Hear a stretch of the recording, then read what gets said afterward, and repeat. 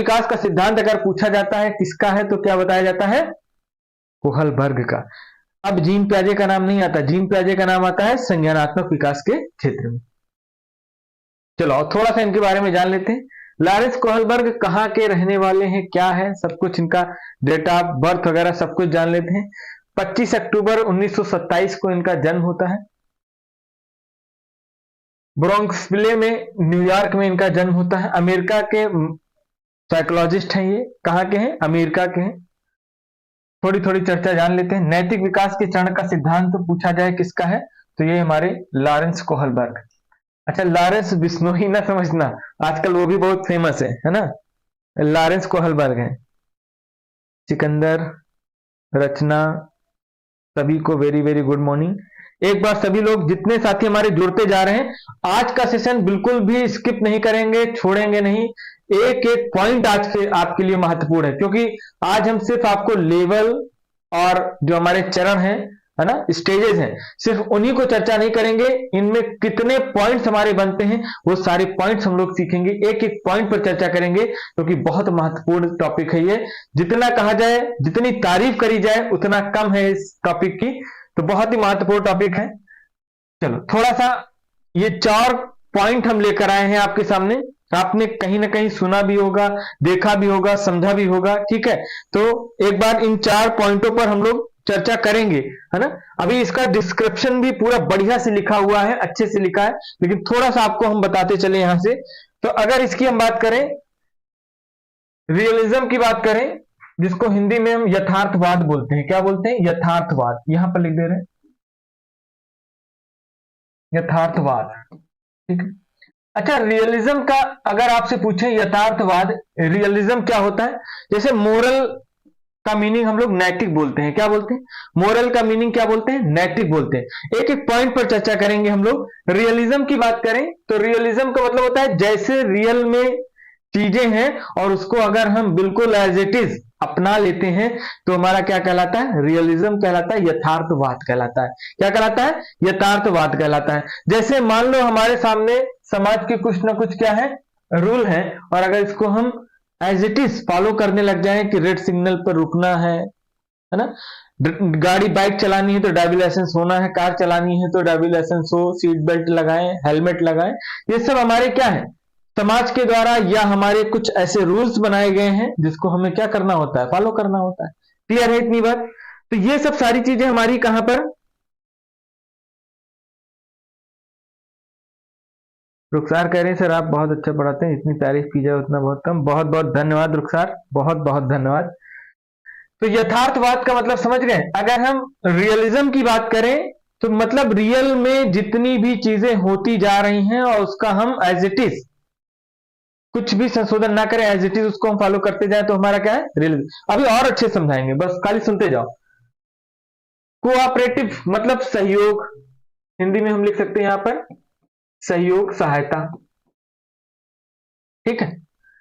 इसको रूल बोलते हैं। तो कोऑपरेटिव, अगर आप किसी के साथ सहयोग करते हो तो उससे कनेक्ट होते हो कि नहीं होते हो? बोलो हाँ या ना। कनेक्ट होते हो ना।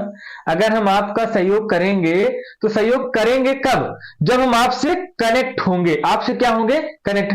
अब चाहे माध्यम ऑफलाइन का हो चाहे ऑनलाइन का हो, है ना, आप मेरे से कनेक्ट हो ना। आप जो भी पूछना चाहते हो आप मैसेज करते हो फट से, आप कहां हम कहां, लेकिन हमारे तक सूचना आती है कि नहीं आती? हम आपको जानकारी देते हैं, हाँ, और हम और आप क्या हो रहे हैं? एक दूसरे से कनेक्ट हो रहे हैं, तभी तो हम सहयोग कर पाएंगे, ठीक है। अगला देखो, डिलेमा क्या होता है? डिलेमा शब्द जिसको हम दुविधा बोलते हैं, क्या बोलते हैं? दुविधा। हिंदी में क्या बोलते हैं? दुविधा शब्द। क्या बोलते हैं? दुविधा शब्द। बहुत बार आपके एग्जाम में पूछा गया दुविधा शब्द। अभी देखना, बिल्कुल आपको हम सीटेट परीक्षा से जोड़कर आज समझा देंगे, बिल्कुल नहीं भूलोगे कभी। अब डिलेमा शब्द में कंफ्यूजन होता है। क्या होता है? कंफ्यूजन होता है डिलेमा में। और डिलेमा शब्द अगर आपके पास आ जाए जहां पर आपको क्या हो? कंफ्यूजन हो। और कंफ्यूजन का मतलब समझ लेना, जैसे सनी, हरिदे, हृदय यादव, प्रणाम प्रणाम भैया, सभी को प्रणाम। तो जितने भी हमारे नए साथी बंधु जुड़ते जा रहे हैं, सभी लोग को एक रिक्वेस्ट है कि अगर चैनल पर नए हैं तो चैनल को सब्सक्राइब कर लेंगे, लाइक करेंगे, शेयर करेंगे, जितने भी आपके दोस्त यार भाई बहन जानने वाले हो सभी को एक बार शेयर कर देंगे कि आज की क्लास बहुत महत्वपूर्ण, बहुत उम्दा क्लास होने वाली है, क्योंकि टॉपिक के साथ साथ हम सवालों को भी आज सॉल्व करेंगे, और सवाल भी ऐसे होंगे, लाजवाब सवाल होंगे, जैसे आपको पेपर में जैसे आपको मिलते हैं वैसे डिट्टो सवाल। ठीक है। अच्छा, डिलेमा शब्द कंफ्यूजन का है, मतलब जब आपके अंदर कंफ्यूजन बना रहे यार ये काम करें कि ना करें, है ना, तब आप क्या करते हो, दुविधा में आ जाते हो कि यार करें कि ना करें। जैसे हिंज की कहानी सुनी होगी, आज हिंज की कहानी तो सुनाएंगे, एक कहानी और सुना के जाएंगे। देखो इधर, फिर उसके बाद आता है रीजनिंग, तर्क शक्ति, है ना, तर्क शक्ति। अच्छा, तर्क शक्ति का मतलब समझना, जब आप रिजल्ट निकाल ले जाओ, है ना, आपका रिजल्ट आ जाए या आप उस चीज में शामिल हो जाओ, दुविधा खत्म करके एक पक्ष में आप शामिल हो जाओ। एक बात हमेशा याद रखना, ये जो दुविधा होती है, ये जो दुविधा होती है, तो इस दुविधा में हमेशा हमेशा आपका नुकसान होगा। क्या होगा? एक नुकसान होगा। एक बहुत बारीकी चीज आपको बता रहे हैं, नुकसान। ठीक है, आप समझना ध्यान से, बिल्कुल जीवन से जोड़कर आपको समझा रहे हैं। मान लो आप सीटेट की तैयारी करने जा रहे हो, है ना, सीटेट की परीक्षा देने के लिए आप तैयार हो, तो सीटेट जब परीक्षा आएगी या देने जाओगे, फॉर्म फिल करोगे, तो कोई ना कोई उसकी डेट निश्चित होगी, स्थान निश्चित होगा, सब कुछ होगा, तो ये उसका क्या हो गया, सीटेट के रूल हो गए। रियलिज्म है, जैसा पता है सब कुछ, सारी चीजें हैं कि भैया इतना नंबर का है, इतने नंबर करने हैं, इतने में पास होते हैं, इतने में फेल होते हैं, ये सारी चीजें क्या हो गई, रियलिज्म हो गई, उसकी रूल हो गए। सीटेट के जितने भी पॉइंट्स हुए, 90 नंबर लाना है, 82 नंबर लाना है, या आप 2.5 घंटे का पेपर है ना, ये सारी चीजें उसकी क्या हो गई, रियलिज्म हो गई। अब जब सीटेट परीक्षा में आपने क्या किया, पढ़ाई किया या किसी से कनेक्ट हुए और आपको कॉर्पोरेट मिला, कनेक्ट हुए, तो आपको क्या मिला, सहयोग मिला, जैसे हमसे आप मिले, सहयोग आपको मिल गया। ठीक, अब इसके बाद वाला स्टेप समझना ध्यान से, इसके बाद वाला स्टेप आता है दुविधा वाला, कंफ्यूजन वाला। अच्छा, कंफ्यूजन कैसे वाला आता है? कंफ्यूजन आपको ऐसे आता है कि भैया अब आपने सुना होगा कि 90 नंबर ले आओगे तब भी पास हो जर्नल के लिए, ठीक है, और 82 वाले भी पास हैं, ओबीसी, एससी एसटी सबके लिए, है ना। आपको पता है कि 90 नंबर जनरल कैटेगरी के लिए है और 82 नंबर ओबीसी के लिए, लेकिन आपके दिमाग में फिर एक कंफ्यूजन बना। क्या बना? कंफ्यूजन बना कि भैया अगर हम 82 ले आएंगे पास तो हो जाएंगे, हम 82 ले आएंगे पास तो हो जाएंगे, लेकिन अगर हम अदर स्टेट के लिए या सेंट्रल गवर्नमेंट की नौकरी के लिए अप्लाई करने जाएंगे तो वहां पर कितना मांगेगा, 90 नंबर ही मांगेगा। अब कंफ्यूजन है आपका, पास तो हो गए यार 82 नंबर में, 83 नंबर आ गए, 84 आ गए, लेकिन कंफ्यूजन बनता जा रहा है कि यार अब हम सेंट्रल गवर्नमेंट की नौकरी आएगी, एनवीएस केवीएस ये सब आएगी, तो वहां पर तो 90 मांगेगा, या हम अदर स्टेट के लिए भी जाएंगे तो वहां पर क्या मांगेगा, 90 मांगेगा। अब आपके अंदर कंफ्यूजन क्रिएट हुआ। ठीक है, तो ये हमारा क्या होता है, दुविधा। क्या होता है, दुविधा। अगला आता है, अब अगर आपने तय कर लिया कि अगर हमें 90 लाना ही लाना है, कैसे भी करके 90 लाना है, और अगर आप उसमें उस प्रक्रिया में शामिल हो जाते हो, निर्णय ले लेते हो, तो रिजल्ट आपका निकल आता है। क्लियर है? अब देखना, एक चीज हमने आपको यहां पर बताया कि नुकसान होता है। क्या होता है, नुकसान होता है। कैसे? किसी एक पक्ष को आपको छोड़ना होगा, है ना, किसी एक पक्ष को आपको क्या होगा, छोड़ना होगा। ध्यान से सुनना, जैसे आपने एक सुना होगा, एक एग्जांपल और समझो, जैसे आपने सुना होगा, मान लो ये ट्रेन की पटरी है, ठीक है, ये क्या है, थोड़ा सा और बड़े में समझाएं आपको, ये 1 मिनट हटा रहे हैं इसको, यहां पर लिख दो मोरल, नैतिकता। ठीक, देखो यहां पर मान लो ये ट्रेन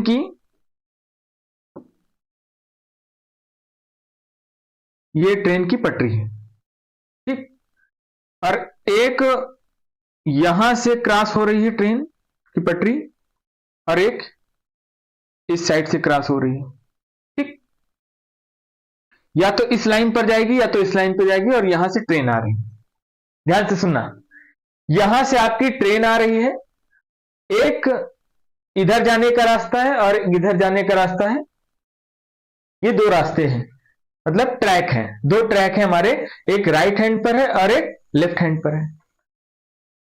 अब अगर ट्रेन का ड्राइवर इधर आता है तो यहां पर एक व्यक्ति खड़ा हुआ है, ठीक। अगर ट्रेन का ड्राइवर इधर आता है तो यहां पर एक व्यक्ति खड़ा हुआ है, क्लियर है। और यहां पर क्या है, 5 लोग हैं। कितने लोग हैं, 5 लोग हैं। और यहां पर ट्रेन आगे, यहां पर क्या है, पटरी ही नहीं है, सिग्नल मतलब रास्ता ही नहीं समझो। अब जाना है तो इसी ट्रैक पे जाना है, या तो इस ट्रैक पे जाना है, या तो ये बीच में ट्रेन है और ये ट्रेन क्या करे, या तो ब्रेक ले ले। अब ध्यान से सुनना, जब ड्राइवर बिल्कुल दुविधा में आ जाए, लेकिन कोई ना कोई एक फैसला तो लेगा। जैसे आप कहते हैं ना कि मान लो इस ट्रैक पे आता है तो एक ही जान जाएगी, लेकिन अगर इस ट्रैक पर आता है तो 5 जान जाएगी। और अगर वो कहीं नहीं जानता है, अचानक से ब्रेक ले लेता है, तो पूरे डिब्बे आपस में लड़ जाते हैं, बहुत जाने चली जाएंगी। तो उसको कोई ना कोई तो फैसला लेना होगा, दुविधा में है लेकिन कोई ना कोई फैसला लेना होगा ना। और जब कोई ना कोई फैसला लेगा तो मान लो अगर इधर भी आया तो एक जान जाएगी, नुकसान होगा ना। अगर इधर आया तो 5 जान जाएगी, नुकसान होगा ना। मतलब नुकसान तय है। ये ऐसी दुविधा है, ऐसा डिलेमा है कि इसमें कुछ ना कुछ नुकसान होना है। जैसे हिंज की कहानी सुनोगे तो हिंज जब अपनी पत्नी की दवाई लाने के लिए चोरी करता है तो सोचता है कि अगर चोरी करेंगे तो जेल जाएंगे, नुकसान हुआ। अगर नहीं करते तो पत्नी की जान जाएगी, नुकसान हुआ। मतलब दोनों कंडीशन में क्या बनेगा, नुकसान होगा, ये याद रखना, ठीक है। तो दुविधा में क्या होता है, निश्चित है कि कुछ ना कुछ नुकसान जरूर होगा। क्लियर हो गई बात। यहां तक किसी को कोई डाउट, दिक्कत, परेशानी, कष्ट हो तो बताओ। क्लियर हो गई बात। तो यहां पर 4 पॉइंट्स हम लोगों ने सीखे। एक रियलिज्म सीखा, ठीक है, एक कोऑपरेटिव सीखा, एक डिलेमा सीखा और एक रीजनिंग सीखा, ठीक है। ये चारों पॉइंट आप बिल्कुल अच्छे से समझ लेना। जैसे दुविधा में एक पॉइंट और समझना, मान लो आप घर से निकले, ठीक है, घर से निकले और अपने दादाजी को लेकर जा रहे हो या अपने किसी को भी लेकर जा रहे हो जो बीमार है, ठीक। आप बीमार हैं, उनको आप कार से लेकर जा रहे हो हॉस्पिटल और बगल से एक एम्बुलेंस भी जा रही है। अब एम्बुलेंस जा रही है तो आपने दिमाग होता ना कि एम्बुलेंस को भैया साइड दे दो, उसमें बीमार आदमी जा रहा है, उसको जल्दी हॉस्पिटल पहुंचाया जाए। अब जब आपके माइंड में ये दुविधा बन जाए कि यार एम्बुलेंस आ गई है, इसको भी पास देना जरूरी है और साथ में अपने दादाजी या किसी भी घर के परिवार के लोग को लेकर जा रहे हो, इनको भी जल्दी पहुंचाना जरूरी है। लेकिन उस कंडीशन में आपके पास भ्रम तो जरूर है, लेकिन आप क्या करोगे, जहां पर नुकसान कम दिखेगा वो वाला फैसला ले लोगे। तो हो सकता है आपका मरीज कम खतरे में हो तो आप सोचोगे चलो एम्बुलेंस को पहले जाने देते हैं, उसके बाद हम निकल जाएंगे, ठीक है। या एम्बुलेंस वाले में कम खतरे में हो, आपका ज्यादा खतरा है तो आप सोचोगे नहीं पहले हम पहुंचा दें, नहीं घंटे भर में ही निपट जाएंगे। तो किसी ना किसी एक का नुकसान होना तय है, ठीक है। इसलिए कहा गया कि कंफ्यूजन वाले में, जिसमें हमें कंफ्यूजन डिलेमा होता है, वो हमारा क्या कहलाता है, दुविधा। क्या कहलाता है, दुविधा। चलो नेक्स्ट देखो। अब एक एक पॉइंट हम लोग सीख भी लेते हैं। यहां पर लिखा हुआ है साफ साफ शब्दों में और आपके लिए एग्जाम्पल समझाई दिया है। कोहलबर्ग के नैतिक विकास सिद्धांत की महत्वपूर्ण अवधारणाएं हैं, कुछ हमारे कॉन्सेप्ट हैं और उन कॉन्सेप्ट में सबसे पहला नैतिक यथार्थवाद। नैतिक यथार्थवाद मतलब मोरल रियलिज्म। इसमें क्या होता है, नियम होता है, निश्चित होता है, देखो फिक्स्ड होता है ना, फिक्स्ड होता है, और रिगिड भी होता है, कठोर भी होता है, ठीक है। हम नियम नहीं तोड़ सकते हैं, यदि हम तोड़े तो हमें क्या मिलेगा, दंड मिलेगा। ऐसी बातें हमारी जहां पर होंगी तो वो हमारा क्या कहलाएगा, नैतिक यथार्थवाद कहलाएगा। क्या कहलाएगा, नैतिक यथार्थवाद कहलाएगा। क्लियर है भाई, सभी को क्लियर है। एक बार भाई सभी लोग सेशन को बढ़िया से शेयर कर दो। चलो जितने लोग भी जुड़े हुए हो एक बार सेशन को बढ़िया से शेयर करो, ठीक। अब देखना उदाहरण, यदि आप ट्रैफिक सिग्नल तोड़ते हैं तो आपको क्या मिलेगी? सजा मिलेगी। फिर यहां पर एक और एग्जांपल आ गया आपके सामने। मान लो आप किसी ऐसे व्यक्ति को ले जा रहे हो, हॉस्पिटल ले जा रहे हो, कहीं ले जा रहे हो, और पहुंचना बहुत जरूरी है, नहीं तो उसकी जान चली जाएगी। जहां पर हो जाए कि नुकसान हो जाएगा, ठीक है, जान चली जाएगी, तो आप वहां पर क्या करोगे?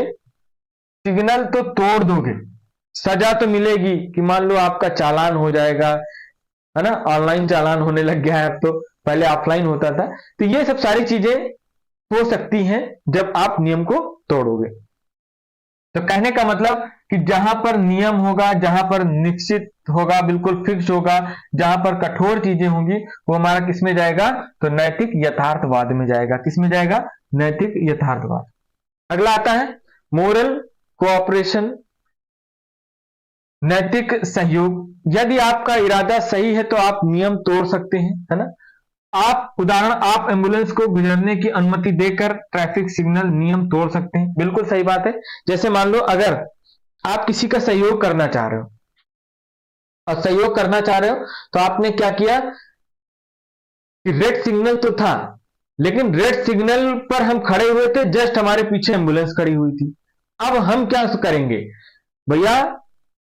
तोड़ सकते हैं, क्योंकि एम्बुलेंस को क्या देना है? पास देना है। तो कहीं पर किसी को अगर सहायता देनी हो तो वहां पर हम क्या कर सकते हैं? नियम का तोड़ सकते हैं, ठीक है। तो ये हमारा क्या है? नैतिक सहयोग कहलाएगा। अगला देखो, नैतिक दुविधा क्या होती है? Moral dilemma. मोरल डिलेमा का सही और गलत के बीच में जो हमें क्या हो जाए? भ्रम हो जाए, कंफ्यूजन हो जाए। Confusion between right and wrong. जब हमारा क्या राइट है, क्या रॉन्ग है, अगर इसमें हम कॉन्फ्लिक्ट हमारा बन जाए, कंफ्यूजन अगर हमें हो जाए, तो हमारा क्या कहलाता है? नैतिक दुविधा, मोरल डिलेमा कहलाता है। क्या कहलाता है? Moral dilemma. याद रखना, मोरल डिलेमा कई बार आपके एग्जाम में पूछा गया है, इंपॉर्टेंट कर लेना, और आपको कई बार बता भी चुके हैं। उदाहरण, आपका एसएससी और शिक्षण परीक्षा एक ही दिन है और आप सही परीक्षा चुनने में भ्रमित हैं। देखो फिर एक नया एग्जांपल आ गया। मान लो आपके पास एक एसएससी का पेपर है, एसएससी का पेपर है, और एक शिक्षक भर्ती का पेपर है, स्टेट का पेपर है, ठीक। दो पेपर आपके सामने एक ही दिन पड़ गए, देखना फिर नुकसान होगा। दो पेपर एक ही दिन पड़ गए। अब आप कंफ्यूजन में हो कि यार एसएससी दें या स्टेट दें, एसएससी को छोड़ें या स्टेट को छोड़ें। अब आप भ्रमित हो, लेकिन किसी एक को तो आपको छोड़ना ही पड़ेगा, क्योंकि एक ही दिन पड़ गया है, आप नहीं जा सकते हो दो जगह पर। तो आप अगर किसी एक पर फैसला लेंगे तब तो आप किस में पहुंच जाएंगे? रीजनिंग में। लेकिन अभी कहां पर बने हुए? दुविधा में, कि एसएससी का पेपर दे दें या स्टेट का पेपर दे दें। क्लियर हो गई बात? दुविधा का मतलब है कि जब हम कंफ्यूजन में बने रहे। अब देखो, अगर किसी एक का पेपर दोगे, मान लो एसएससी का दोगे तो स्टेट छूटेगा, या स्टेट का दोगे तो एसएससी छूटेगा, तो नुकसान तो होगा ना आपका। याद रखना, दुविधा में जरूर आपका क्या होगा? कुछ ना कुछ नुकसान होगा। क्लियर है? नेक्स्ट देखो, अगला आता है नैतिक तर्क, मोरल रीजनिंग। मोरल रीजनिंग क्या है? ध्यान से देखना। मोरल रीजनिंग की बात करें कि यह सही और गलत के प्रश्न का निर्णय है ना, जजमेंट करता है, में शामिल एक सोच प्रक्रिया है। मतलब लास्ट में क्या सही की तरफ गए या गलत की तरफ गए, शामिल हो जाए उसमें। या तो हिंज ने चोरी कर ही ली या नहीं किया, है ना। जो एक प्रोसेस में, एक प्रक्रिया में क्या हो जाए? शामिल हो जाए, वो हमारा क्या कहलाता है? नैतिक तर्क कहलाता है, मोरल रीजनिंग कहलाता है, ठीक है। चलो, हिंज की दुविधा की कहानी है, थोड़ा सा हम लोग पढ़ेंगे, समझेंगे, शॉर्ट में पढ़ेंगे इसको। फटाफट एक बार सेशन को बढ़िया से शेयर करो। हिंज की कहानी के बारे में थोड़ा सा पढ़ेंगे। कोहलबर्ग नैतिक विकास पर अपने अध्ययन में बच्चों के लिए हिंज की दुविधा प्रस्तुत करते हैं। हिंज की दुविधा आपको थोड़ा सा सुना दे रहे हैं, ऐसे सुन लो, वहां पर मत देखो, ऐसे देखो, फिर बाद में अपना पढ़ लेना। हिंज की दुविधा की कहानी क्या थी कि हिंज की पत्नी क्या हो जाती है? बीमार हो जाती है। और जब पत्नी बीमार हो जाती है तो उसको एक गंभीर बीमारी हो जाती है, और गंभीर बीमारी हो जाती है तो वो डॉक्टर के पास ले जाता है दिखाने के लिए। तो डॉक्टर उसे बता देते हैं कि देखो तुम्हारी पत्नी को लाइलाज बीमारी है, गंभीर बीमारी है, इसका अभी तक कोई भी मेडिसिन नहीं बना है, कुछ दवाइयां हम दे रहे हैं, इसको चलाते रहो और खिलाते रहो, जब तक जीवन है इसका चलेगी। ये बात कहती तो हिंद हो जाता है परेशान कि यार एक ही पत्नी है और वो भी क्या हो गई, बीमार हो गई है। तो किसी तरह वो मायूस होकर घर लौट आता है और अपना मेडिसिन देता है और पत्नी के साथ रहता है। एक दिन एक डॉक्टर का फोन आता है, उसी डॉक्टर का, कि यार एक फार्मासिस्ट है, उसने क्या किया है, दवाई बनाई है और इस बीमारी में वो दवाई काम करेगी। तो ये कहता है ठीक है, आप बताइए कौन सी दवा है, हम लेकर आएंगे। अब जब वो दवाई के लिख कर देता है कि फला फार्मासिस्ट के पास चले जाओ, वहां पर ही ये दवा मिलेगी, उसने ही बनाई है इस दवा को। जब वो फार्मासिस्ट के पास पहुंचता है कि ये भैया दवा दे दो, तो फार्मासिस्ट कहता है कि देखो ये दवा जो हमने बनाई है ना, ये जो दवा हमने बनाई है वो हमने दवा बनाई है $200 की। कितने की बनाई है? $200 की। ठीक है, कितने की बनाई है? $200 की। ठीक, लेकिन इसको हम देंगे 10 गुना रेट में। कितने में देंगे? 10 गुना रेट में देंगे इसको। तो मतलब 10 गुना रेट हो गया $2000। कितना हो गया? $2000, क्योंकि रहने वाला कहाँ का है? अमेरिका का है। तो कितने हो गए? $2000 हो गए। अब ये भाई साहब के पास इतना पैसा नहीं था। इन्होंने कहा कि यार इतना पैसा हमारे पास नहीं है, उनको दवाई उधार दे दो, बाद में पैसा दे दो। फार्मासिस्ट ने कहा कि दवाई उधार नहीं देंगे, पूरा पैसा हो तभी दवाई ले जाना। तो ये किसी तरीके से आता है, आके दोस्त यार फैमिली में इधर उधर कुछ पैसे जुटाता है और पैसे जुटाकर करीब $1000 लेकर जाता है। और जब $1000 लेकर जाता है तो उससे कहता है कि ऐसा एक काम करो, इसको जो है आप हमें आधी दवाई दे दो, आधी दे दो, आधी बाद में ले जाएंगे। तो फार्मासिस्ट कहता है भैया देखो, इसको हम बेचेंगे तो पूरी बेचेंगे, काटेंगे नहीं इस दवा को। अब ये हो जाता है परेशान, और जब परेशान हो जाता है तो जब वो वापस लौटता है, लौटते टाइम इसके मन में कुछ बातें चलती हैं। यार पत्नी को अगर दवा नहीं मिली तो पत्नी हमारी मर जाएगी, अब क्या किया जाए। अब इसके दिमाग में जो दुविधा बनती जा रही है, कंफ्यूजन बनता जा रहा है, वो क्या बनता जा रहा है कि यार अगर हम दवा नहीं पहुंचा पाएंगे या दवा नहीं दे पाएंगे पत्नी को, तो पत्नी क्या हो जाएगी? मर जाएगी। अब ये भाई साहब के दिमाग में एक बात आती है कि इसकी दुकान का शटर का ताला तोड़ेंगे, रात में जैसे बंद करेगा और तुरंत दवा हम निकाल लेंगे, चोरी कर लेंगे। फिर इसके दिमाग में आता है कि यार अगर हम चोरी कर लेंगे तो पकड़ जाएंगे, पुलिस वाले पकड़ ले जाएंगे, और पकड़ ले जाएंगे तो हमको बंद कर देंगे, उधर तो हम बंद हो जाएंगे, इधर हमारी पत्नी क्या हो जाएगी? खत्म हो जाएगी। ये जो कॉन्फ्लिक्ट बन रहा है, कंफ्यूजन बन रहा है, ये हमारा क्या कहलाता है? दुविधा कहलाता है, कि वो फैसला नहीं ले पा रहा कि पत्नी को बचाएं या चोरी करें। और अगर चोरी करते हैं और पकड़ गए तो दवा भी नहीं पहुंचा पाएंगे, इधर तो हम बंद हो जाएंगे, उधर पत्नी हमारी चल बसेगी, है ना। तो ये पूरी जो कहानी बनाई गई, ये कहानी बनाकर एज इट इज बच्चे को सुनाई जाती है। और जब बच्चे को सुनाई जाती है तो उसमें देखा जाता है कुछ बच्चे हमारे 4 से 10 वर्ष के हैं, 10 से 13 वर्ष के हैं, 13 से 16 वर्ष के हैं।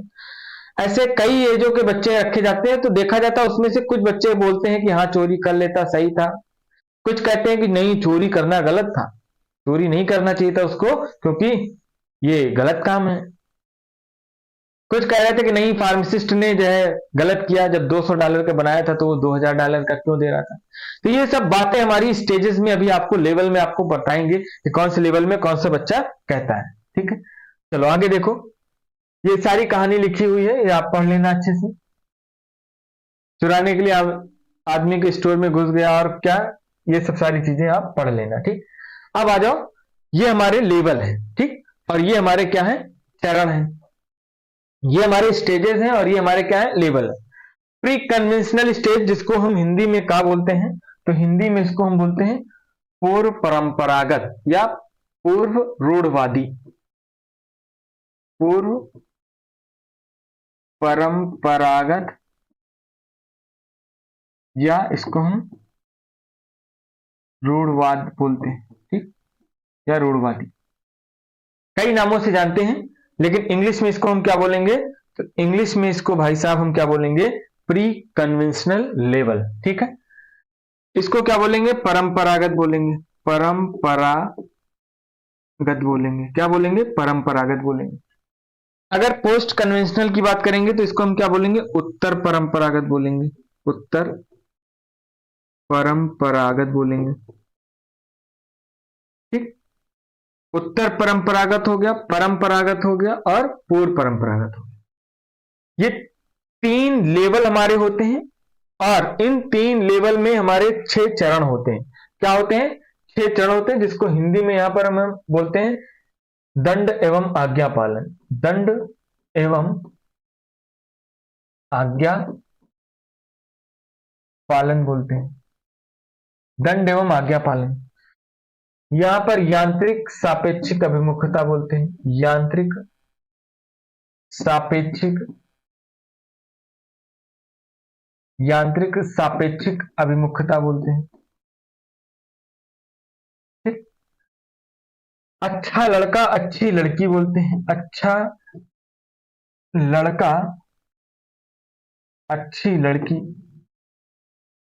ठीक है, ये हमारा सोशल ऑर्डर हो जाता है, मतलब कानून वगैरह, कानून वगैरह की बात हो गई। या हम कह सकते हैं कि सामाजिक, सामाजिक संरक्षण, सामाजिक संरक्षण, ऐसे शब्द आ जाए। ठीक है, और सोशल कॉन्ट्रैक्ट मतलब होता है अनुबंध।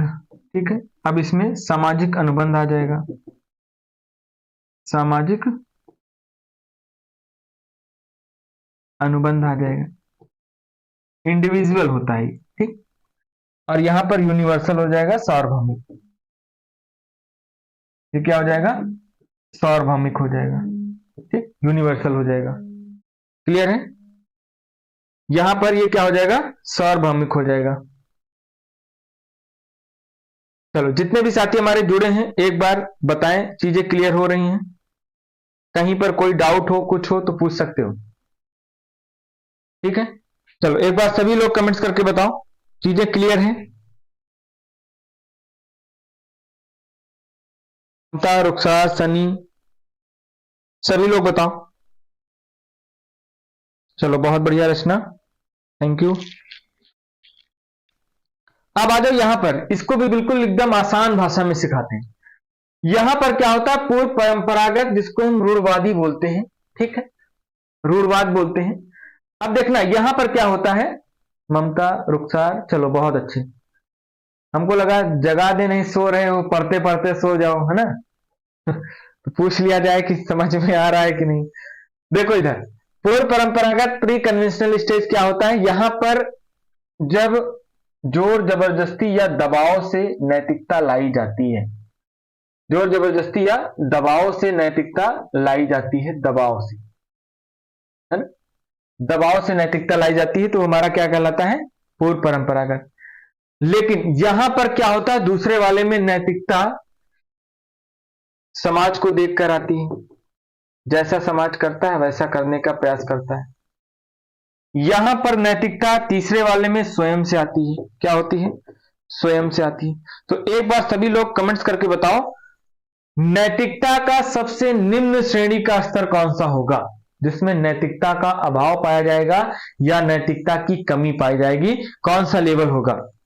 अगर आपसे पूछा जाए, सवाल बने आपसे कि नैतिकता का, सानिया खान बहुत अच्छी, चलो नैतिकता का सबसे निम्न लेवल का कौन सा होगा, तो सबसे निम्न लेवल कौन सा होगा, सभी लोग बताओ।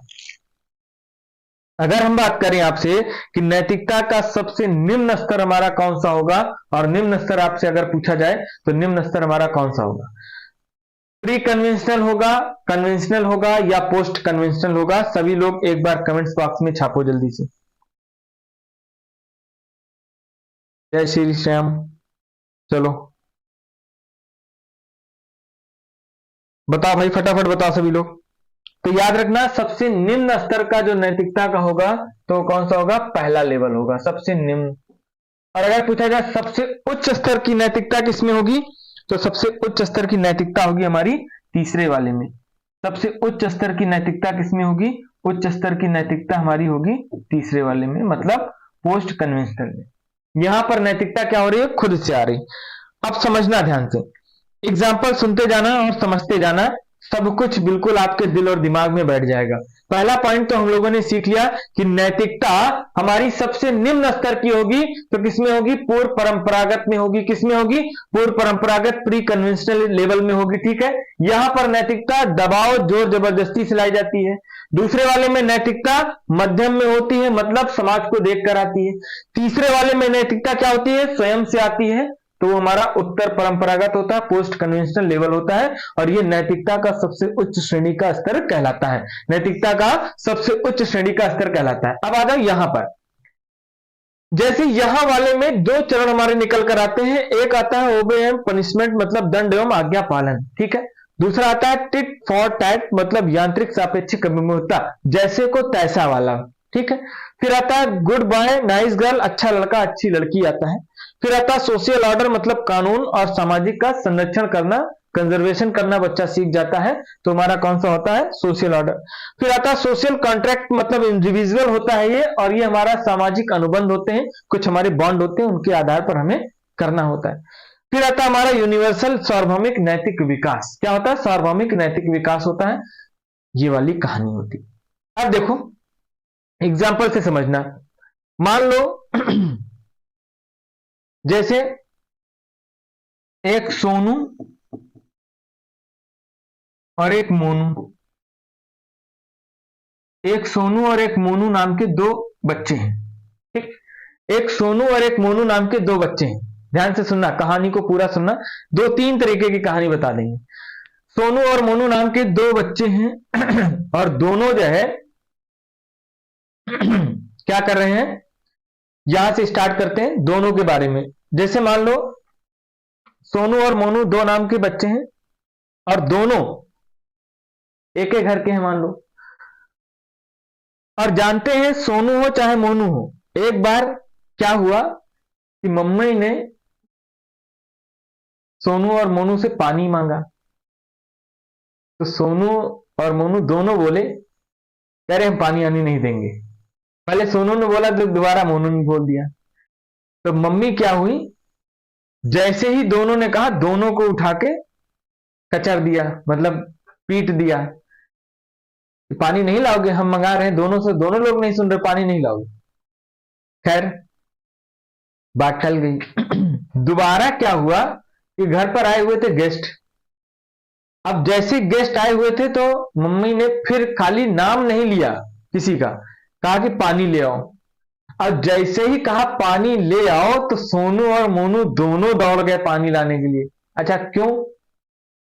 क्योंकि एक बार मार खा चुके थे ना, तो सोनू और मोनू दोनों भागे, और जब दोनों भागे तो इसका मतलब दंड के सहारे उनके अंदर आज्ञा का पालन कराया जा रहा है। क्लियर हो गई बात? पहला पॉइंट क्लियर हो गया कि दंड के आधार पर क्या कराया जा रहा है? आज्ञा का पालन। मतलब अब सोनू और मोनू दोनों को पता चल गया कि अगर पानी के लिए पिछली बार हम लोग बहुत कचरे गए थे, मार खाए थे, और पानी मंगाया है तो तुरंत लाके दे दें, तो दोनों लोग भागे पानी के लिए। क्लियर हो गई बात? तो यहां पर क्या हो रहा है? दंड के सहारे आज्ञा का पालन कराया जा रहा है। ठीक, अगला देखो, टिट फॉर टैट, यांत्रिक सापेक्षिक अभिमुखता। यहां पर जैसे आदान प्रदान करने वाली बात होती।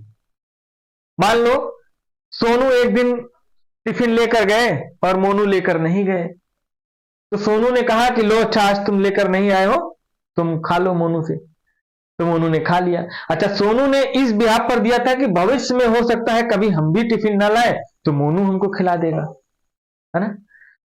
तो क्या हुआ कि सोनू टिफिन लेकर गए तो मोनू को खिला दिए, लेकिन एक दिन सपोज दैट सोनू टिफिन लेकर नहीं गए लेकिन मोनू ने नहीं खिलाया। अब जब मोनू ने नहीं खिलाया तो अब इन्होंने अंदर एकदम बांध लिया कि यार हमने तो उस दिन खिला दिया था और आज हम नहीं लाए, ये नहीं खिला रहे। तो जैसे को तैसे वाली कहानी सुनना ध्यान से। अब क्या हुआ, एक दिन मान लो मोनू के पीठ में खुजली हो रही थी, तो मोनू ने कहा सोनू से यार थोड़ा सा देखो यहां पर कुछ काट लिया है, खुजली कर दो। अब मोनू उसका बदला ले रहे थे, यार एक दिन हम टिफिन लेकर आए थे, तुमको खाना खिलाया था लेकिन तुमने नहीं किया, है ना? तुम तुरंत मना कर दिया। तो मतलब जैसे करनी वैसी भरनी वाली कहानी यहां पर है। तुम अगर मेरे साथ करोगे तो हम तुम्हारे साथ करेंगे, और हम अगर तुम्हारे साथ करें तो तुम मेरे साथ करो। तो ये वाली कहानी किसमें होती है? टिट फॉर टैट में। तो ये हमारा कौन सा होता है? दूसरा होता है। अच्छा, गुड बॉय और गुड गर्ल का मतलब समझना, अच्छा बनने के चक्कर में, ठीक है, चलो बहुत अच्छे। अच्छा बनने के चक्कर में अब सोनू और मोनू दोनों, जैसे मान लो, जैसे अब यहां पर लड़की और लड़का दोनों लेकर चलते हैं। मान लो जैसे आप देखते होगे किसी के घर में गेस्ट वगैरह आ जाए, और अगर वहां पर लड़की है ना, कुछ ना करना, अगर लड़की है तो सिर्फ जाओ, लड़की का नाम ले लो कि पिंकी जो है बहुत अच्छी चाय बनाती है। कोई पिंकी नाम का तो नहीं इसमें, पिंकी बहुत अच्छी चाय बनाती है। और जैसे ही पिंकी को सुनाई देगा कि हाँ हमारे बारे में कुछ चर्चा हो रही है और बताया जा रहा है कि पिंकी बहुत अच्छी चाय बनाती है, अब पिंकी क्या करेंगी, अंदर अंदर अपने आप को अच्छा साबित करने के लिए पिंकी क्या करेंगी, जितना घर में दूध रखा है, हाँ, सारे की चाय बना देंगी, बिल्कुल बढ़िया से पका के चाय लेकर आएंगी कि हमारी क्या हो रही, तारीफ। तो चाय बाद में मम्मी उनकी उनको कूटे, या पूरे दूध की तुमको चाय बनानी थी, है ना। लेकिन यहां पर देखो समाज का व्यक्ति, क्योंकि यहां पर कैसे आ रहा है, समाज से आ रहा है, और समाज का व्यक्ति ही तो नैतिकता, और नैतिकता ही तो होती है हमारी कि हमारे घर पर अगर कोई गेस्ट आ रहा है, कोई मेहमान आ रहा है, तो उसके लिए हम लोग क्या करें, खातिरदारी करें, है ना, उसको चाय पानी नाश्ता ये सब तो पूछें। तो ये समाज का व्यक्ति हमारा ऐसा होता है कि वो आपके अंदर आदत डलवाता है कि अगर कोई आया है तो उसके सामने आप चाय पानी नाश्ता करो। अच्छा, लड़के के अंदर सुनना, लड़के बड़े उजड़ टाइप के होते हैं। अगर कहीं मान लो पार्टी वगैरह में कोई लड़का है बैठा हुआ है, तो समाज का व्यक्ति वहां पर जाएगा तो क्या करेगा, ध्यान से देखना। और ये एज ऐसी होती है, 11 12 13 साल की एज होती है। यहां पर क्या होता है कि जब भी आप देखोगे तो लड़का अगर कुर्सी पे बैठेगा तो नॉर्मल नहीं बैठेगा कुर्सी पे, एक पैर के ऊपर एक पैर रख के बैठेगा, और कहो एक कुर्सी घसीट ले उसके ऊपर पैर रखे हुए बैठा हो, है ना। तो ये सब इनके अंदर एडोलसेंस, किशोरावस्था की देन होती है। अपने आप को बिल्कुल एकदम समझते हैं कि हिटलर हैं। लेकिन समाज का व्यक्ति उतना ही चालाक होता है, वो तो जानता है ना, उस दौर से गुजरा हुआ है। अब उसके पास पहुंचा धीरे से, भले ना जानता हो उसको, थोड़ा बहुत परिचय हो या ना हो, ऐसे, अरे यार ये जो हमारे पड़ोसी हैं या पड़ोसी के पड़ोसी वाले वो हमारे मित्र हैं, उनके जो है लड़का है ये। अब वो भी भ्रमित हो गया कि कौन से पड़ोसी हैं, कौन से हमारे पापा के दोस्त हैं, क्या है, वो भी क्या हो गया, भ्रमित हो गया। अब जब भ्रमित हो गया तो उसकी खूब तारीफ तारीफ कर रहे हैं कि अभी इसका हाई स्कूल का रिजल्ट आया बहुत अच्छा, चाहे फेल हो गया हो, है ना, बहुत अच्छा रिजल्ट आया इसका।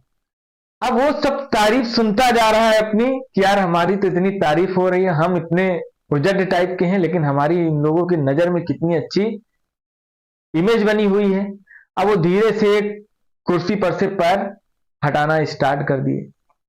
अब कुर्सी पर से पैर हटाए तो फिर धीरे से पैर के ऊपर पैर रखे थे वो भी हटा दिए, बिल्कुल साइलेंट हो गए, और कुछ और तारीफ करते करते तब तक खड़े हो गए। आइए अंकल बैठिए, मतलब कुर्सी दे दिए कि लो बैठो, हमारी इतनी तारीफ हो रही। अब अगर वही अंकल उनसे धीरे से ये बोल दें कि बेटा एक गिलास पानी ले आओ वहां से, तुम्हें लगता है कि वो मना करेगा? दौड़ता हुआ जाएगा, पानी लेकर आएगा, है ना। तो अब ये भी क्या है, उनके अंदर नैतिकता ढालने का एक तरीका है ना, किसी की अच्छाई बताकर, किसी को अच्छा कहकर, है ना, ये सब क्या कराया जा रहा है, उनके अंदर नैतिकता डाली जा रही। क्या डाली जा रही? नैतिकता। फिर आता है सोशल ऑर्डर। सोशल ऑर्डर हमारा क्या होता है, समाज के जो हमारे कुछ ना कुछ नियम बनाए होते हैं, उस नियम को अगर हम लोग फॉलो करते हैं कि रेड लाइट है तो उसको हमें फॉलो करना है, बाइक चलाना है तो हेलमेट लगाना है, कार चलानी है तो सीट बेल्ट लगाना है, ये सब कुछ हमारे बनाए हुए नियम है, उसको अगर हम फॉलो करते हैं, उसका कंजर्वेशन करते हैं, तो हमारा क्या कहलाता है, सामाजिक संरक्षण कहलाता है। ठीक है। अगला आता है सोशल कॉन्ट्रैक्ट। सोशल कॉन्ट्रैक्ट में क्या होता है कि जहां पर हम अपना फायदा देखें, है ना, जहां पर हम अपना इंडिविजुअल फायदा देखें कि यार देखो क्या करना है, हमें इस प्रक्रिया में शामिल होना है क्योंकि इसमें हमारा फायदा है। ठीक है। जब हम बदला ना लें,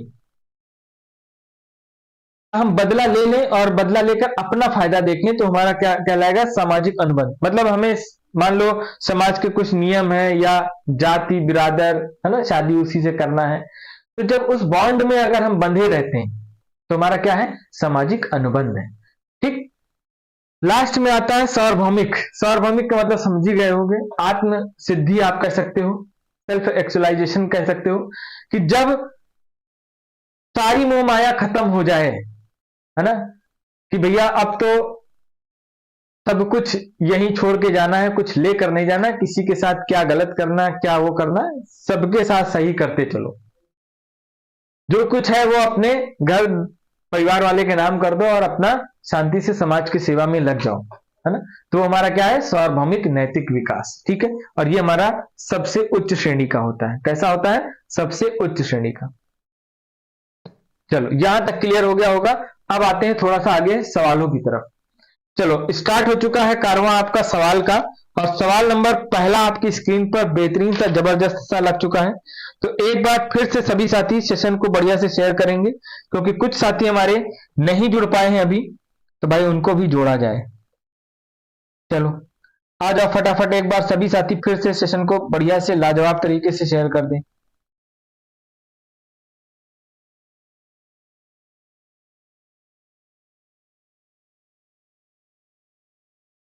सवाल स्टार्ट हो चुके हैं। सीरीज बहुत जबरदस्त सवाल किया आज। तो सभी साथी एक बार बढ़िया से सेशन को शेयर कर दें।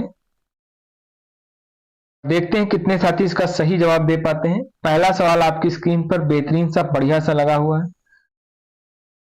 पहले सवाल का सही जवाब क्या होगा, मेरे कितने भाई बहन साथी बाराती दे पाते हैं, ये देखना है। चलो आओ देखते हैं कितने साथी इसको सही जवाब दे पाते हैं। पहला सवाल आपकी स्क्रीन पर है, और पहले का रचना का आया है सबसे पहला आंसर, रुखसार का आया है, तानिया खान का आया है। बहुत अच्छे। यहां पर पूछा क्या, कोहलबर्ग में प्रस्तुत किया है, क्या प्रस्तुत किया है ये आपसे पूछा है। तो आप देखते हैं, कोहलबर्ग ने प्रस्तुत किया शारीरिक विकास के चरण, या संवेगात्मक विकास के चरण, या नैतिक विकास के चरण। बहुत ही आसान से सवालों की तरफ से चलेंगे, बिल्कुल हाई लेवल वाले, ठीक है। अभी आसान से सवाल होंगे। Saroj good morning, good morning. Mamta Gautam का भी आ चुका है, बहुत अच्छे। तो जितने भी हमारे साथियों ने सी ऑप्शन टिक किया था, सी फॉर चेन्नई, उनका क्या होता है, बिल्कुल सही जवाब होता है। नेक्स्ट देखो, सवाल नंबर होगा नेक्स्ट, और सवाल नंबर नेक्स्ट क्या कह रहा है, कोहलबर्ग के अनुसार सही और गलत के प्रश्नों के बारे में निर्णय लेने में शामिल विचार प्रक्रिया को क्या कहा जाता है। शामिल विचार प्रक्रिया को क्या कहा जाता है, मेरे भाई सभी लोग आंसर देंगे, सभी लोग बताएंगे इसका सही जवाब क्या होगा। और देखते हैं कितने हमारे साथी बाराती इसको सही टिक कर पाते हैं। सवाल नंबर दूसरा, सवाल नंबर दूसरा आपकी स्क्रीन पर बेहतरीन सा जबरदस्त सा लगा हुआ है। तो सवाल नंबर दूसरे का सही जवाब क्या होगा, सभी साथी बताओ फटाफट, सभी लोग बताएंगे।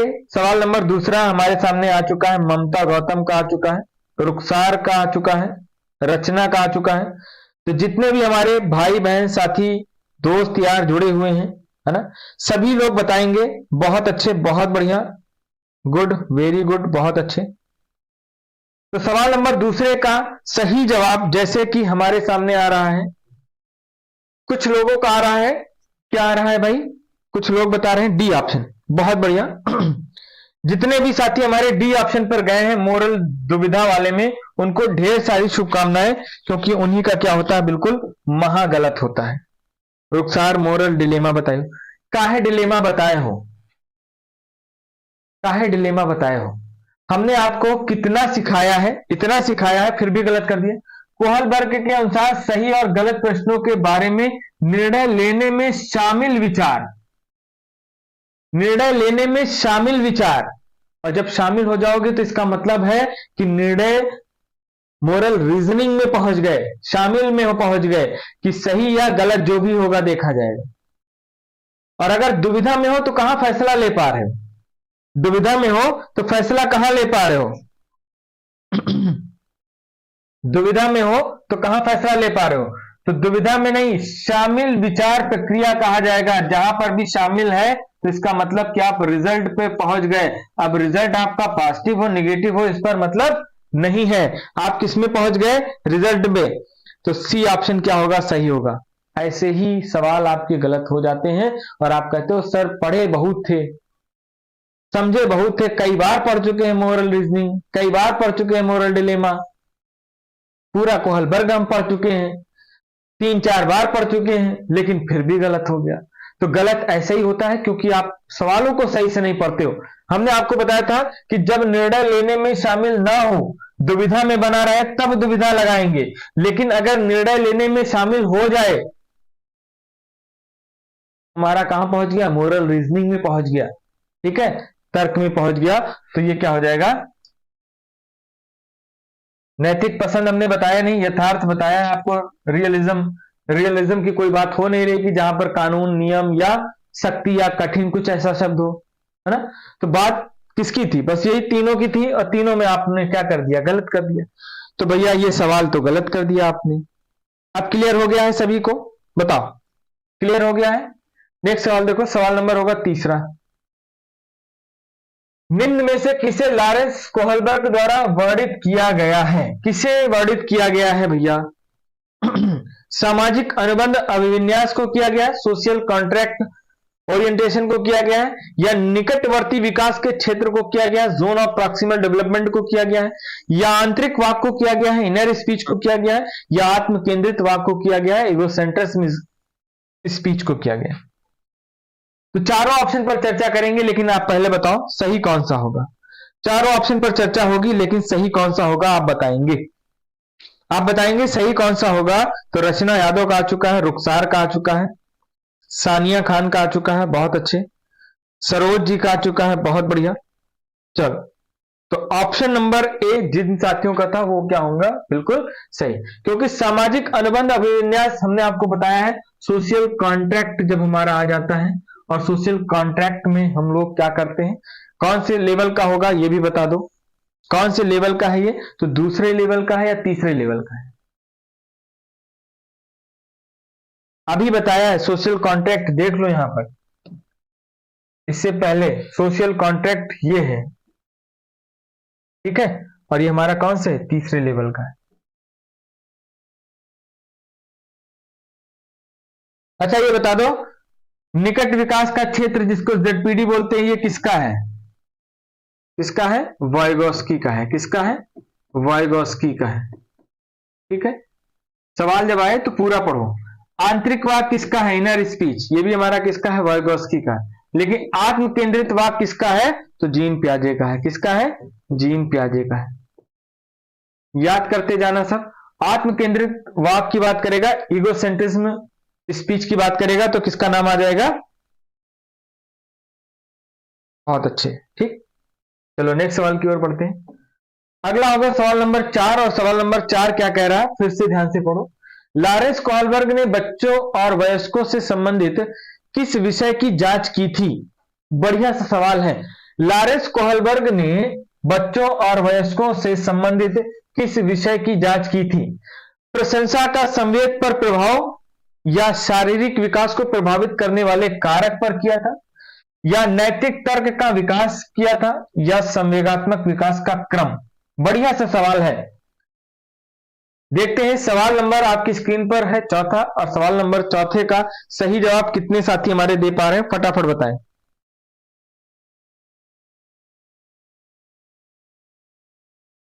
सर जी हम मेट्रो में हैं, स्टेशन आ जाएगा तो क्लास छोड़ देंगे। चलो ठीक है, बाद में देख लेना। तो सवाल नंबर 4 और सवाल नंबर 4 का ध्यान से देखना। लॉरेंस कोहलबर्ग ने बच्चों और वयस्कों से संबंधित किस विषय की जांच की है, तो आपको पता होगा प्रशंसा संवेगों पर प्रभाव की बात नहीं करी है, शारीरिक विकास को प्रभावित करने वाले कारक नहीं थे, किस पर था, नैतिक तर्क का विकास था, डेवलपमेंट ऑफ मोरल रीजनिंग की बात की थी। डेवलपमेंट ऑफ मोरल रीजनिंग की बात किसने करी है, लॉरेंस कोहलबर्ग ने। क्यों, क्योंकि यहां पर देखा था कि वयस्कों में और बच्चों में जो ये मोरल रीजनिंग है, ये हमारी कहां तक और कितनी डिफरेंट है, कितना दोनों के बीच में गैप होता है, ये सारी चीजें हमारी कौन चेक करता है, तो लॉरेंस कोहलबर्ग। कौन चेक करता है, लॉरेंस कोहलबर्ग। अगला देखो सवाल नंबर होगा 8, सवाल नंबर 8 का सॉरी 5 होगा। 5 भैया बहुत लकी नंबर है। चलो 5 का बताओ। हिंज की दुविधा पर बच्चों की प्रतिक्रिया के आधार पर लॉरेंस कोहलबर्ग ने किस विषय की विभिन्न अवस्थाओं को प्रतिपादित किया है। नैतिक विकास को या सामाजिक विकास को या मनोवैज्ञानिक विकास को या व्यक्तिगत विकास को? अभी बहुत आसान से सवाल आपको लेकर चल रहे हैं, बहुत आसान से सवाल है ना। फिर अभी देखना, सवालों का लेवल देखना और सवालों का पैटर्न देखना, है ना, जहां पर आप बहुत आसानी से गलत कर देते हो, बहुत आसानी से गलत कर देते हो। चलो, तो हिंज की दुविधा, और हिंज की दुविधा की बात करें तो हिंज की दुविधा कहां हुई थी? जब वो दवाई लेने गया था, और जब दवाई लेने गया था तो फार्मासिस्ट ने दवा मना कर दी थी देने से, क्योंकि उसके पास पैसा नहीं था, उसके पास पैसा नहीं था। और जब पैसा नहीं था तो वहां से निकला था, कहां से? मेडिसिन वाली दुकान से, फार्मासिस्ट की दुकान से निकला था, और रास्ते में उसको क्या हुई थी? दुविधा कि चोरी कर लें कि ना करें, चोरी करें कि ना करें। तो उसको क्या हुई थी? दुविधा हुई थी। और ये दुविधा हमारी कौन सी थी? नैतिक विकास में। किसमें? नैतिक विकास में, मोरल डेवलपमेंट में। सामाजिक विकास किसका है? जल्दी से बताओ। सामाजिक विकास की बात करेंगे तो वाइगोस्की का नाम आएगा। सोशल डेवलपमेंट किसका है? वाइगोस्की का है। किसका है? वाइगोस्की का है। ठीक है, चलो, बहुत अच्छे। सवाल नंबर होगा 6। लॉरेंस कोहलबर्ग के विषय में कौन सा विकल्प सही है? वेरी वेरी इंपॉर्टेंट पॉइंट है, और आप इसको एक बार देखो, सही कौन सा होगा। वे प्याजे के सिद्धांत को उद्धृत नहीं करते, did not refer to Piaget theory of moral development. यह विकास के 6 स्तरों को 2 चरणों में समेट देते हैं। Purpose 6 stages of moral development organized into 2 journal levels। या उन्होंने बच्चों को हिंज की दुविधा की काल्पनिक स्थिति देकर शोध किया। Conducted research on children by presenting him with a hypothetical situation hinge dilemma। या उनका मानना है कि संज्ञानात्मक विकास क्रम में लड़के और लड़कियों में नैतिकता का विकास भिन्न भिन्न होता है। तो भाई मेरे सही कौन सा होगा? कितने साथी इसको सही कर पा रहे हैं? बढ़िया सा सवाल है, एक बार फिर से पढ़ लो, रीड कर लो, गलत नहीं करना है। लॉरेंस कोहलबर्ग के विषय में कौन सा विकल्प सही है पूछा है, और अगर जब सही पूछा है तो वे प्याजे के सिद्धांत का उद्धृत नहीं करते, मतलब रेफर नहीं करते, बिल्कुल करते हैं, तो ये क्या हो गया? गलत। क्यों? क्योंकि प्याजे ने संज्ञानात्मक विकास दिया और इन्होंने क्या दिया? नैतिक विकास का सिद्धांत। तो जब प्याजे ने संज्ञानात्मक दिया, इन्होंने नैतिक दिया, तो ये तो बिल्कुल है, रेफर करते हैं। ठीक है, अगला, विकास के 6 स्तर नहीं 3 लेवल है। कितने लेवल है? 3 लेवल, याद रखना, 3 स्तर है। और अगर बात करें चरण की, तो चरण कितने हैं? 6 चरण है। कितने चरण है? 6 चरण है। तो ये भी क्या हो गया? गलत हो गया। उन्होंने बच्चों को हिंज की दुविधा की काल्पनिक स्थिति देकर शोध किया, बिल्कुल सही बात है। और हमने आपको बताया था कि हिंज की कहानी किसको सुनाई थी? बच्चों को, अलग अलग एज के बच्चों को सुनाई थी, और अलग अलग एज के बच्चों से उन्होंने फीडबैक लिया था। तो देखा था कि कुछ बच्चे बोल रहे थे कि नहीं, चोरी तो करना गलत है, क्योंकि ये क्या है? अपराध है, चोरी करेंगे तो जेल जाएंगे, चोरी करेंगे तो पुलिस पकड़ लेगी। कुछ बच्चे थे कि नहीं, चोरी करना सही है, अगर किसी की जान बच रही है तो। अपनी पत्नी क्या, अगर किसी और की भी पत्नी बीमार है और अगर उसकी जान बच रही है तो चोरी कर लेनी चाहिए, है ना, क्योंकि किसी की पत्नी अगर बच रही है तो आपको क्या करना चाहिए? चोरी करना चाहिए। कल्पना उपाध्याय, सी, बहुत बढ़िया। क्लियर हो गया? तो किसी की जान अगर बच रही है तो जान से बढ़कर कुछ नहीं होता है। ठीक है, जान समझ रहे हो ना? पत्नी जान ही तो होती है ना? हर की पत्नी हर की जान होती है, तो जान को बचाना क्या है? बहुत जरूरी। वो जान नहीं, हम एक आदमी, मतलब एक नॉर्मल जान की बात कर रहे हैं। ठीक है, चलो, तो ऑप्शन नंबर कौन सा सही हो जाएगा? सी फॉर चेन्नई बिल्कुल करेक्ट हो जाएगा। क्लियर है? सभी का सी आ रहा था, किसी का ही आया है क्या? चलो कोई बात नहीं, नेक्स्ट देखो। सवाल नंबर 7। सवाल नंबर 7 क्या, उससे पहले थोड़ा सा हम लोग यहां पर ये देख लेते हैं, और हमने आपको पहले ही बता दिया है। कोहलबर्ग के नैतिक विकास का सिद्धांत, स्तर और चरण, लेवल और स्टेजेस। और लेवल कितने हैं? तो 3 लेवल हैं। और इस चरण कितने हैं? तो 6 चरण है। कितने चरण है? 6 चरण है। ठीक है, तो यहां पर social contract principle, social contract, law and order, है ना। दिख रहा होगा, थोड़ा बहुत दिख रहा होगा, थोड़ा बहुत आपको समझ में नहीं आ रहा होगा। चलो पीडीएफ भेज देंगे, समझ लेना। बाकी सारी चीजें हमने आपको समझा ही दी हैं, बता भी दी हैं, ठीक है। 6 चरण होते हैं, ठीक है। 3 लेवल होते हैं। पहला कौन सा होता है? पूर्व परंपरागत होता है। शार्ट में फिर से लिख दे रहे हैं, पूर्व परंपरागत होता है, परंपरागत होता है, पूर्व परंपरागत होता है। फिर होता है परंपरागत होता है, परंपरागत होता है, परंपरागत होता है। और फिर कौन सा होता है? उत्तर परंपरागत होता है, उत्तर परंपरागत। रूढ़वाद शब्द मिल जाए तो वो भी सही होगा, ठीक है। प्री कन्वेंशनल, कन्वेंशनल और पोस्ट कन्वेंशनल, ठीक। Post conventional, conventional, pre conventional, ठीक है। ये सारी चीजें ऊपर से नीचे की ओर ले गए हैं, ठीक है, ऊपर से नीचे की ओर, ठीक है।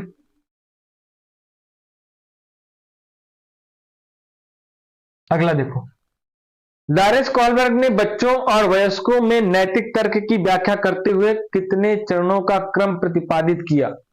ये आपके टेट में आया था, और टेट का सवाल है ये। आपसे पूछा था कि लॉरेंस कॉलबर्ग ने बच्चों और वयस्कों में नैतिक तर्क की व्याख्या करते हुए कितने चरणों का क्रम दिया? 4 का दिया था, 6 का दिया था, 8 का दिया था या 10 का दिया था? तो गलत तो किसी का नहीं होगा, गलत तो किसी का नहीं होगा। बहुत बढ़िया सानिया खान, बहुत अच्छे।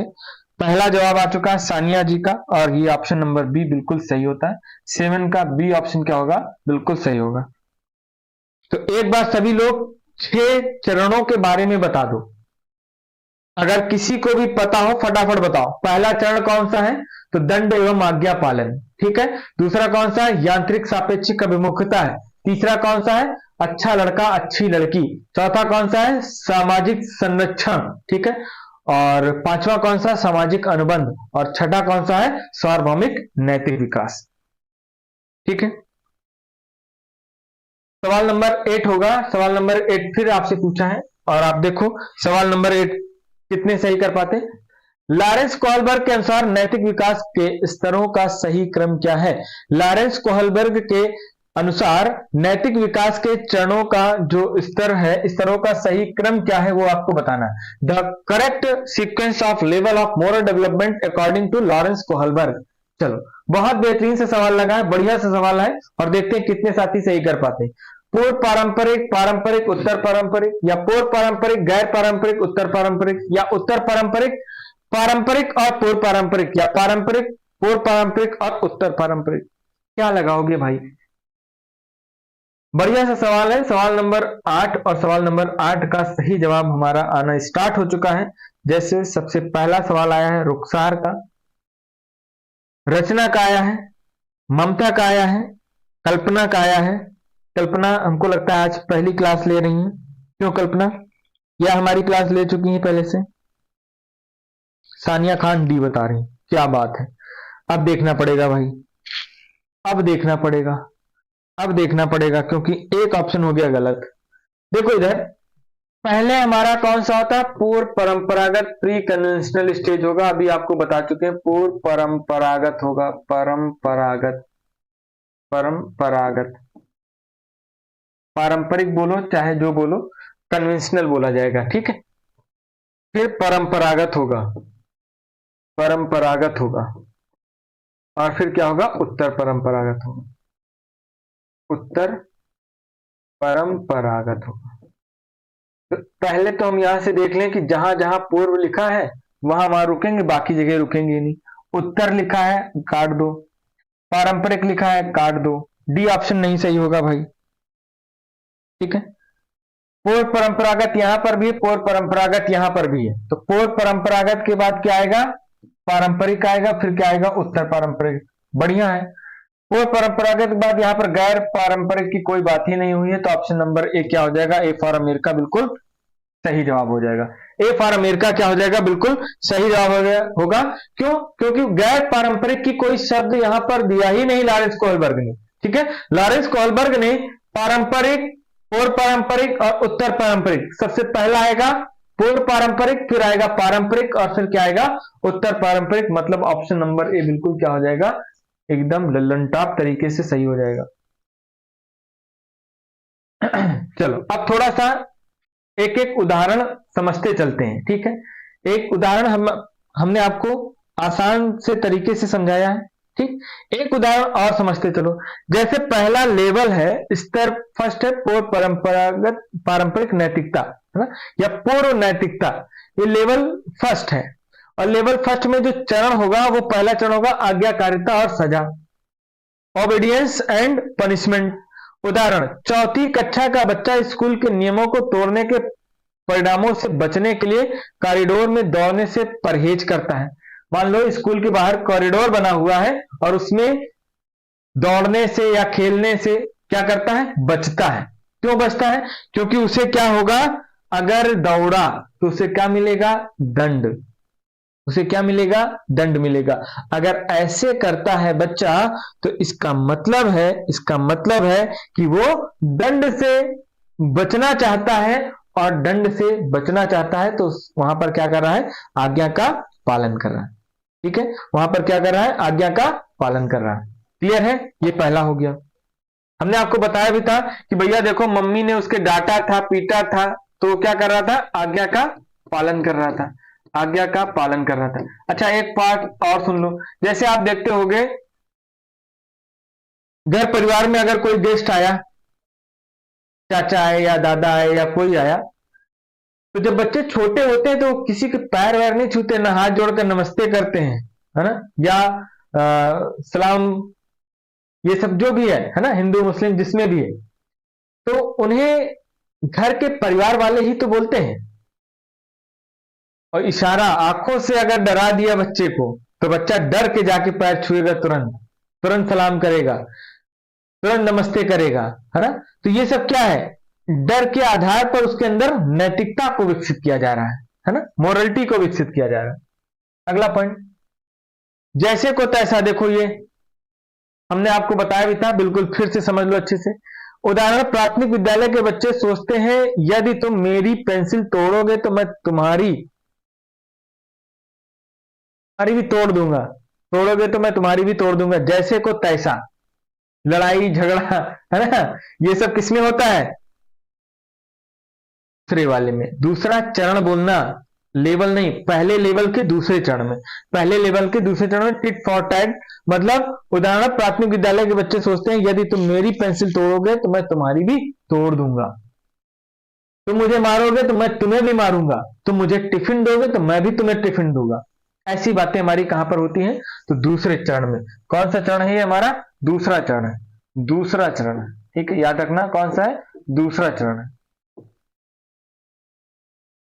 ये देखो चुन्नू मुन्नू आपस में क्या कर रहे हैं, लड़ाई कर रहे हैं। ये चुन्नू मुन्नू आपस में क्या कर रहे हैं, लड़ाई कर रहे हैं, ठीक है। चलो नेक्स्ट देखो।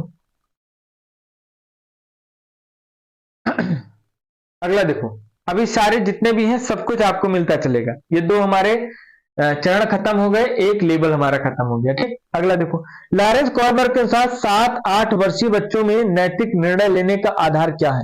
बढ़िया सा सवाल है, बेहतरीन सा सवाल है। 7 से 8 वर्षीय बच्चे में नैतिक निर्णय लेने का आधार क्या है। सामाजिक व्यवस्था बनाए रखना, या सामाजिक अनुबंध बनाए रखना, या दंड एवं आज्ञा पालन, या सार्वभौमिक नैतिक विकास। तो देखो सार्वभौमिक नैतिक विकास तो कोई लगाएगा नहीं, क्योंकि बच्चा का है 7 से 8 वर्ष का है। कितने वर्ष का है, 7 से 8 वर्ष का है। और 7 से 8 वर्ष का अगर बच्चा हमारा है, और 7 से 8 वर्ष का बच्चा है मेरे लाल, तो 7 से 8 वर्ष का जो बच्चा हमारा है, तो इसका मतलब है कि बच्चा हमारा पहले लेवल में, क्योंकि पहला 6 से 10 वर्ष का है, दूसरा 10 से 13 वर्ष का है लेवल है, और तीसरा लेवल 13 से 16 वर्ष का है। ये हमारा एक नॉर्मल डेटा है। कुछ हमारे 4 से 10 वर्ष मानते हैं, कुछ 6 से 10 वर्ष मानते हैं, लेकिन मानते कितना है, पहले को 10 ही वर्ष मानते हैं। बहुत बढ़िया सानिया खान, रचना यादव, बहुत बेहतरीन। बाकी सभी लोग बताओ भाई। तो यहां पर सामाजिक व्यवस्था बनाए रखना, ये किसमें चला जाएगा, दूसरे वाले में। तो दूसरे वाले में 10 से 13 वर्ष पहुंच जाएगा। फिर सामाजिक अनुबंध, और सामाजिक अनुबंध भी हमारा किसमें पर चला जाएगा, तीसरे वाले में चला जाएगा। तो ये भी गलत हो गया। बचा कौन सा, दंड एवं आज्ञा पालन। बोलो किसी को डाउट तो नहीं इस सवाल में, किसी को भी डाउट तो नहीं? जहां पर एज के अकॉर्डिंग आ जाए तब तो बहुत ही आसान हो जाता है। जहां पर एज के अकॉर्डिंग आ जाए तब तो क्या होता है, सवाल बहुत आसान हो जाता है। क्यों? क्योंकि पहला जो लेवल है हमारा, फिर से एक बार समझ लो, पहला जो लेवल है हमारा, उसकी एज क्या है, दूसरे की एज क्या है, तीसरे की एज क्या है, दोनों समझ लेते हैं, तीनों। ठीक है, पहला हमारा पूर्व परंपरागत है, पहला पूर्व परंपरागत है। इतने बार लिखो, इतने बार लिखो कि आपको बिल्कुल रट जाए, है ना, दिमाग में सेट हो जाए। 6 से 10 वर्ष माना जाता है।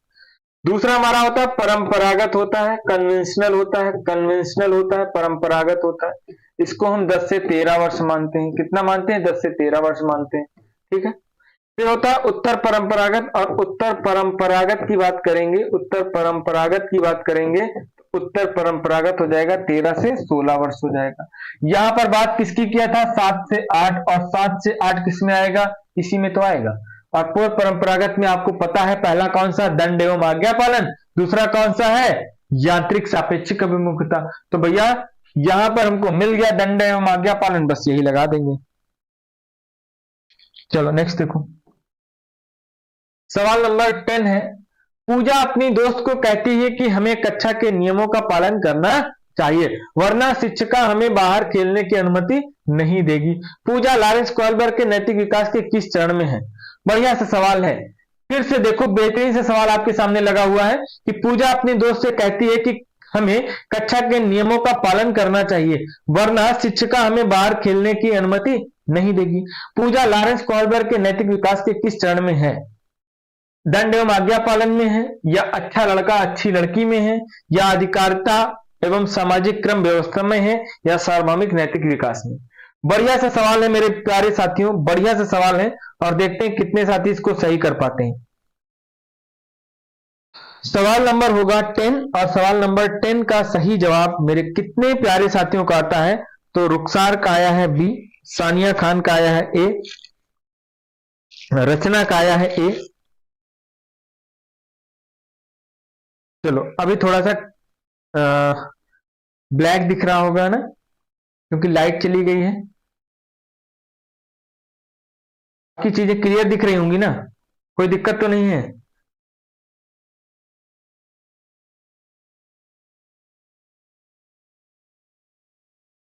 चलो देखो इधर ध्यान से। तो यहां पर पूजा अपने दोस्त से कहती है कि हमें कक्षा के नियमों का क्या करना चाहिए? पालन, वरना शिक्षिका हमें बाहर खेलने की अनुमति नहीं देगी। अच्छा, अब इसके अंदर कहीं ना कहीं डर है ना, और जब डर से आज्ञा का पालन करे तो इसका मतलब है कि कौन सा हो जाएगा?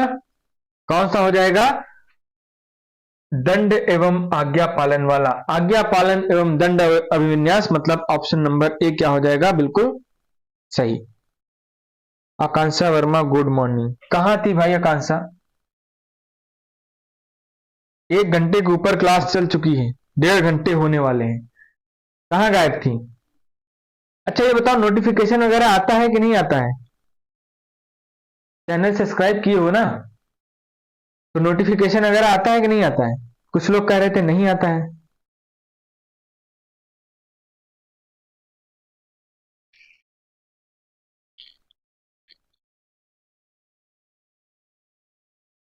आज कुछ लोग संडे भी मना रहे हैं। ममता बता रही है आता है, बहुत अच्छी ममता। ममता आप हमसे ऑफलाइन पढ़े हैं क्या? सार कह रही है आता है बट लेट आता है। अच्छा भाई, चलो, लेकिन जब टाइमिंग आपको हम बता देते हैं पहले ही दिन, कल शायद हमने बता भी दिया था कि 9 बजे से ही क्लास होगी, तो कोई नहीं, केवल ऑनलाइन, बहुत अच्छे। ठीक है, आ जाओ। तो यहां पर समझ गए ना, अच्छा लड़का अच्छी लड़की किसमें चला जाएगा? Good boy good girl orientation हमारा दूसरे वाले में चला जाएगा, दूसरे लेवल में। ठीक है, किसमें चला जाएगा? दूसरे लेवल में। और ये बाकी सब हमारा तीसरे लेवल में। तो पूछा कौन सा है? पहले लेवल का। नेक्स्ट देखो, रजनी अपने दोस्तों के कार्यों को जैसे को तैसा मानसिकता के आधार पर चाहती है। तो चलो, सवाल बहुत बढ़िया बढ़िया है।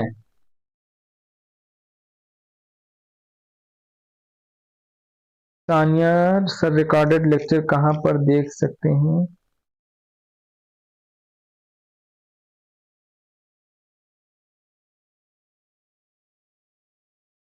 आज बिजी हो गए, चलो रिकॉर्डेड क्या हमारा इसी पर देख लेना, ठीक है। सारे वीडियोस हमारे पड़े हुए हैं, आप जाना चैनल के प्लेलिस्ट पे जाना और प्लेलिस्ट में देखना, तो सीडीपी का प्लेलिस्ट बना हुआ है, उसमें सारे वीडियोस मिल जाएंगे। रुखसार ने बताया था, बहुत अच्छे, ठीक ठीक। चलो, यहां पर रजनी अपने दोस्तों से के कार्यों को जैसे को तैसा मानसिकता के आधार पर जांचती है। लॉरेंस कॉल्बर्ग के सिद्धांत के अनुसार वर्तमान में रजनी संज्ञानात्मक नैतिक विकास के किस स्तर पर है?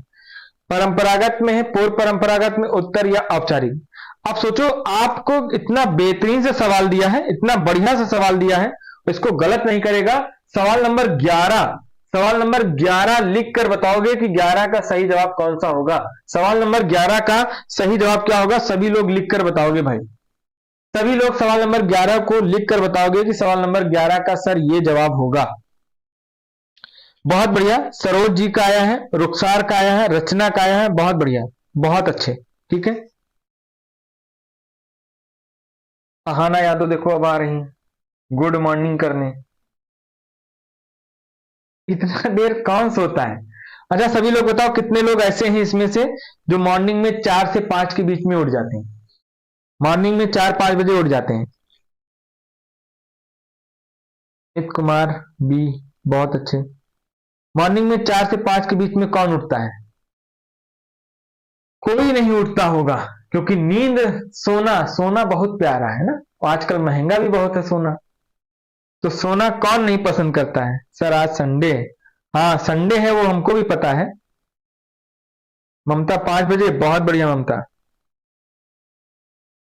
सार उठ जाती हैं, बहुत अच्छे। 4 से 5 बजे उठ जाया करो, है ना।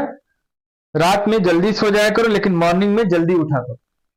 अगला देखो, सवाल नंबर 12 कह रहा है, लॉरेंस कॉल्बर्ग के नैतिक विकास के सिद्धांत के किस चरण पर बच्चों के नैतिक तर्क दंड से बचने हेतु आज्ञाकारी होने पर आधारित होते हैं?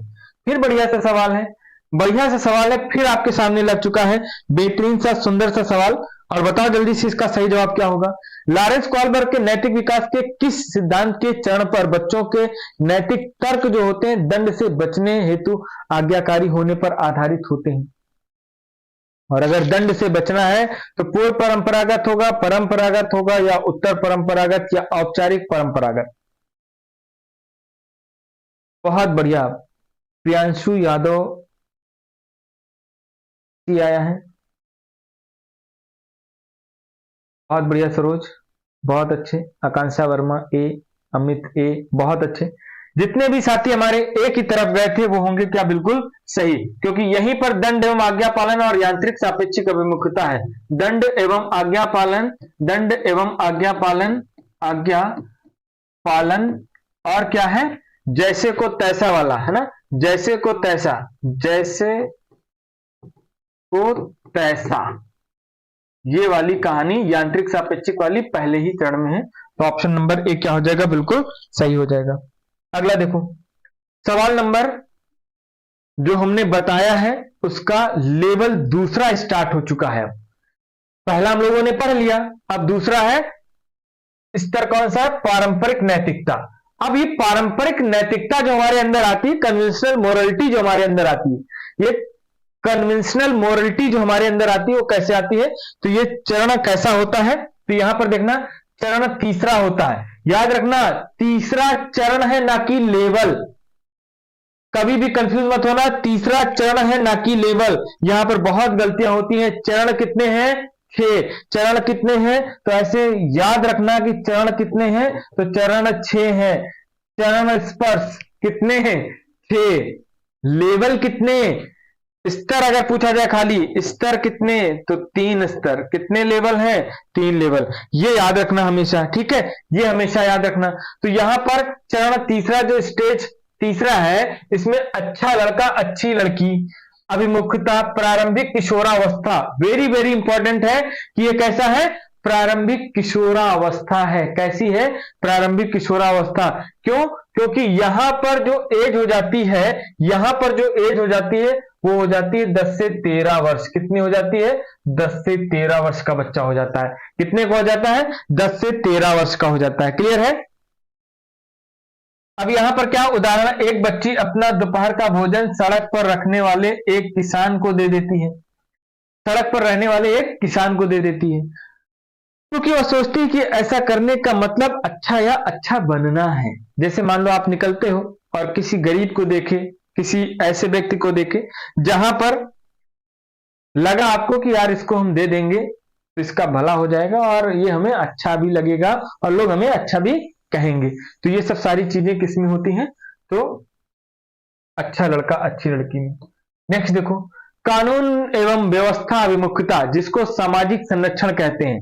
क्या कहते हैं? सामाजिक संरक्षण। अभी कोरोना वायरस फैला था, है ना, और कोरोना वायरस फैला था तो उससे बचने के लिए क्या लगाना होता था? मास्क लगाना होता था।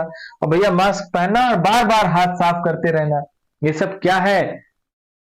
जो हमारे नियम कानून बनाए गए हैं उन व्यवस्थाओं को पालन करेंगे, इससे मोरलिटी आएगी, है ना, हमें देखेंगे लोग भी करेंगे।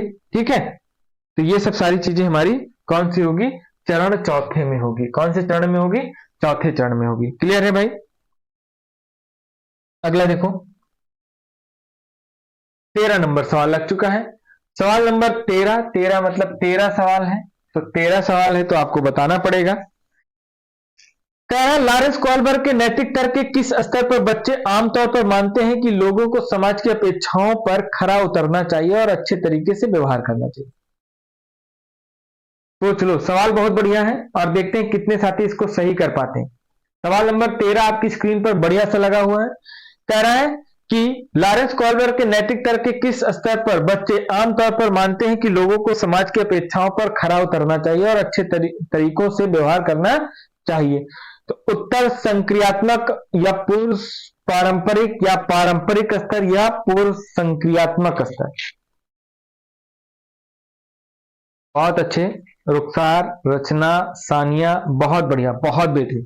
ऑप्शन नंबर सी जिन साथियों का था वो बिल्कुल सही होंगे, क्योंकि पारंपरिक मतलब स्तर कौन सा? दूसरा है। कौन सा स्तर है? दूसरा स्तर है।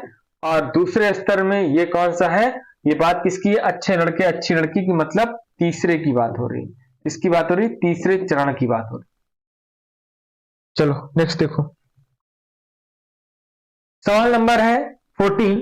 8 वर्षीय रोहित को लगता है कि चोरी करना गलत है क्योंकि चोरी करने के व्यवहार की वजह से दूसरे लोग उसे निष्कासित कर देंगे। लॉरेंस कॉलबर्ग द्वारा दिए गए नैतिक विकास के अनुसार किस चरण को प्रदर्शित करता है? चोरी करना गलत है और चोरी अगर करेगा तो उसे निष्कासित कर दिया जाएगा। ये सब बातें किसमें हो रही हैं? फटाफट बताओ भाई,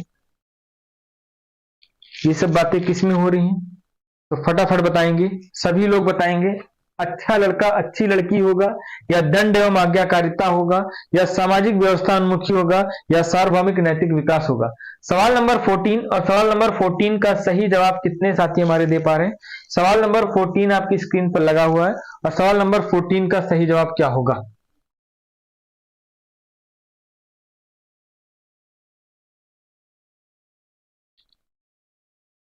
आठ वर्षीय रोहित को लगता है कि चोरी करना क्या है? गलत है।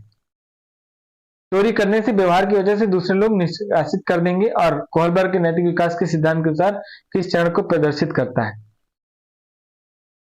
तो देखो भाई, यहां पर ध्यान से देखना, सवाल नंबर सी कहां लगा दिया? सामाजिक व्यवस्था। अरे काहे सी लगा दिया भाई? सी क्यों लगा दिया? सी तो बिल्कुल महागलत है। देखो 8 वर्षीय है, यहां पर ध्यान से पढ़े होते तो 8 वर्ष, और 8 वर्ष हमारा किसमें आएगा? 6 से 10 वर्ष तक पहली अवस्था होती है। 6 से 10 वर्ष हमारी कौन सी? पहला स्तर होता है। 6 से 10 वर्ष हमारा कौन सा स्तर होता है? पहला स्तर होता है कि नहीं होता है? बोलो, पहला स्तर होता है कि नहीं होता? और जब पहला स्तर होता है तो कहां चले जाते हो भाई? दिमाग कहां रखे हो? सी बता रहे हैं, बताओ सी कहां है? सामाजिक व्यवस्था, सोशल ऑर्डर ओरिएंटेशन। कहां सोशल ऑर्डर का ऑर्डर कर रहा है? यहां पर तो रोहित को लगता है कि चोरी करना क्या है? गलत है, क्योंकि चोरी से व्यवहार की वजह से लोगों को निष्कासित कर दिया जाएगा और लॉरेंस कॉर्बट द्वारा किस अवस्था में प्रदर्शित किया गया? कौन सा है?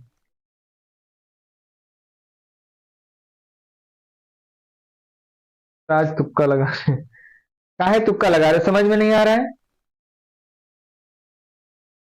क्या बी बताया था, टाइप हो गया, क्लियर है ना? अरे एज देख लिया करो, कभी कभी एज देखकर भी समझ में आ जाता है कि सवाल पूछ क्या रहा है। अच्छा आज क्लास नहीं पढ़ पाए, चलो कोई बात नहीं। चलो नेक्स्ट देखो, अब समझ में आ गया। देखो 8 वर्ष यहां पर दिया था, 8 वर्षीय रोहित को लगता है कि चोरी करना गलत है, तो 8 वर्ष 6 से 10 वर्ष के बीच में ही तो आएगा, और 6 से 10 वर्ष का जो है वो पहला स्तर है, और जब पहला स्तर है तो पहले स्तर में हमारा कौन कौन सा? दंड एवं आज्ञा पालन और यांत्रिक सापेक्षिक अभिमुखता है। ठीक है, ये दोनों आते हैं, तो इसका मतलब ऑप्शन नंबर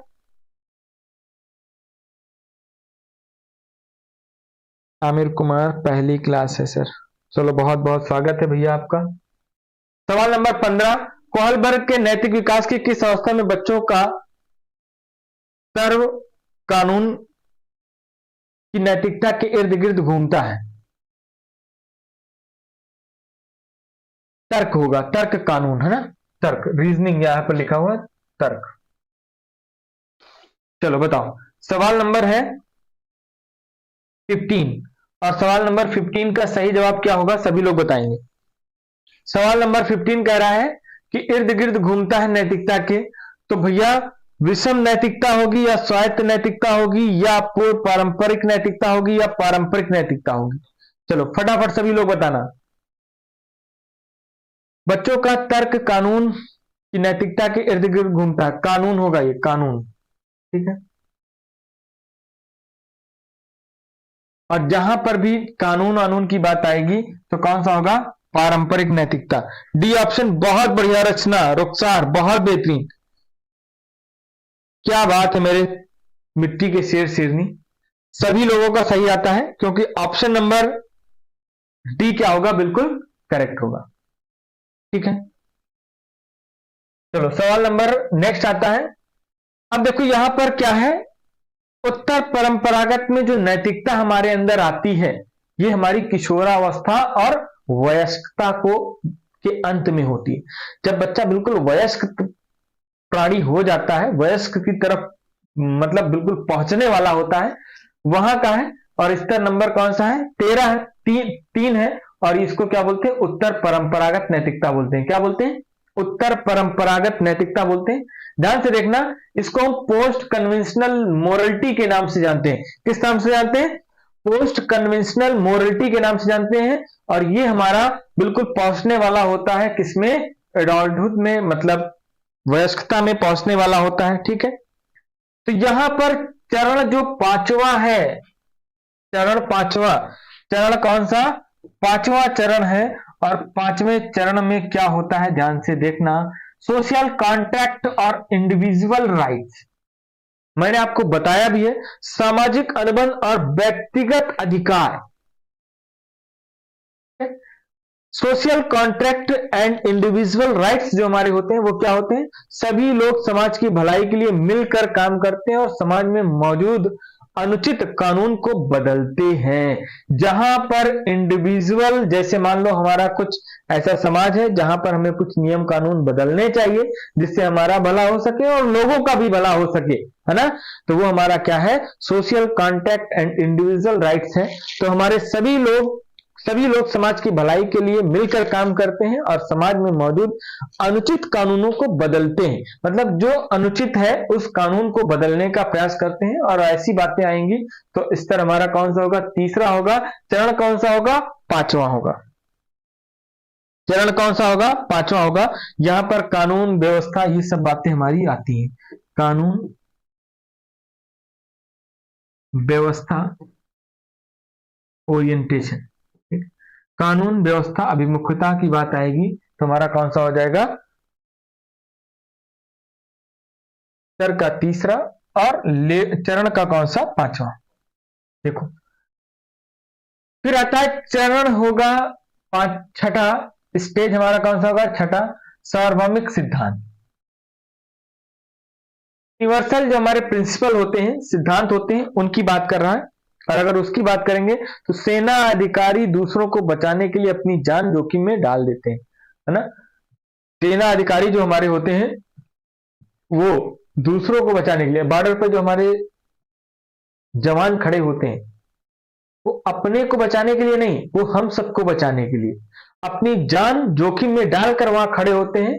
और आप ऐसे ऐसे क्षेत्रों में जवान बॉर्डर पे लगाए जाते हैं जहां पर -डिग्री में टेम्परेचर होता है ना।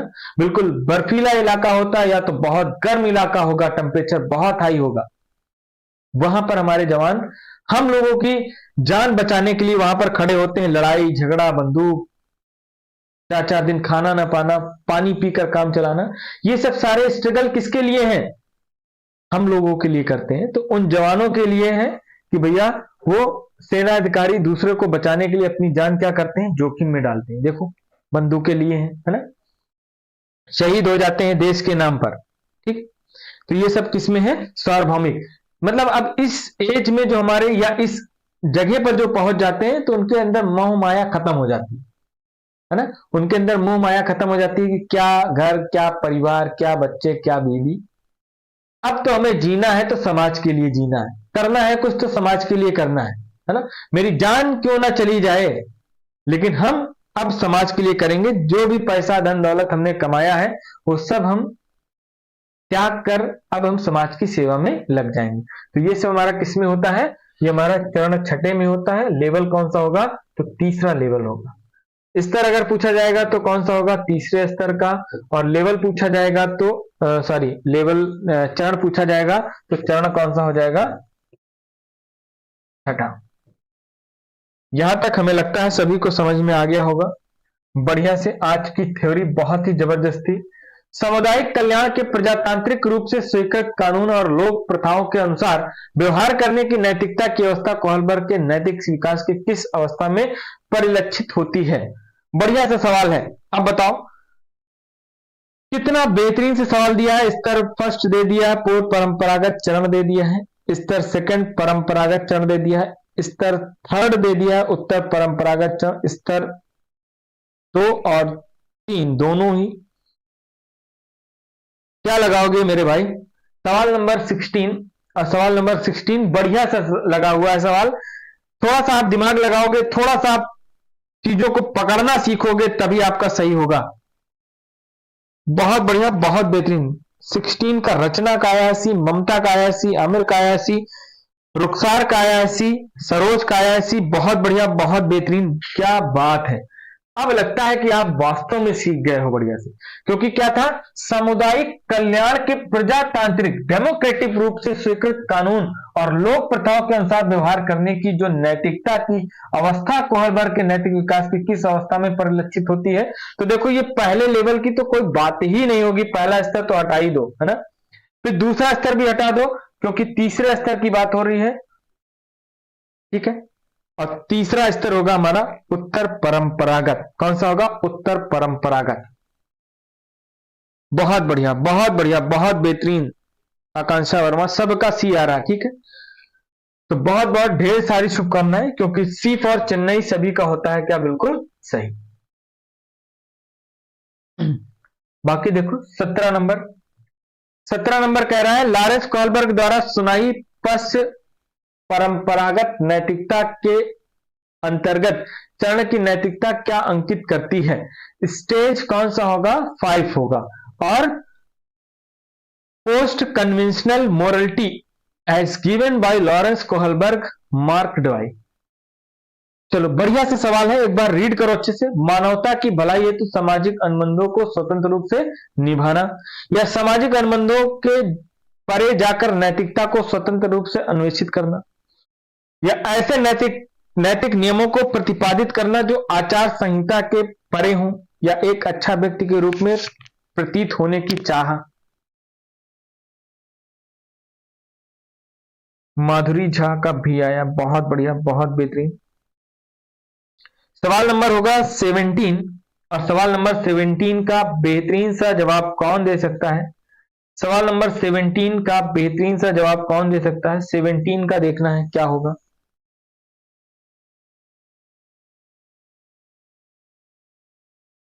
उत्तर परंपरागत पूछा है, उत्तर परंपरागत नैतिक चरण की नैतिकता का अंकित करता है।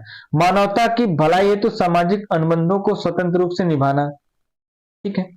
सामाजिक अनुबंधों के परे जाकर नैतिकता को स्वतंत्र रूप से अन्वेषित करना, या ऐसे नैतिक नियमों को प्रतिपादित करना जो आचार संहिता के परे हों।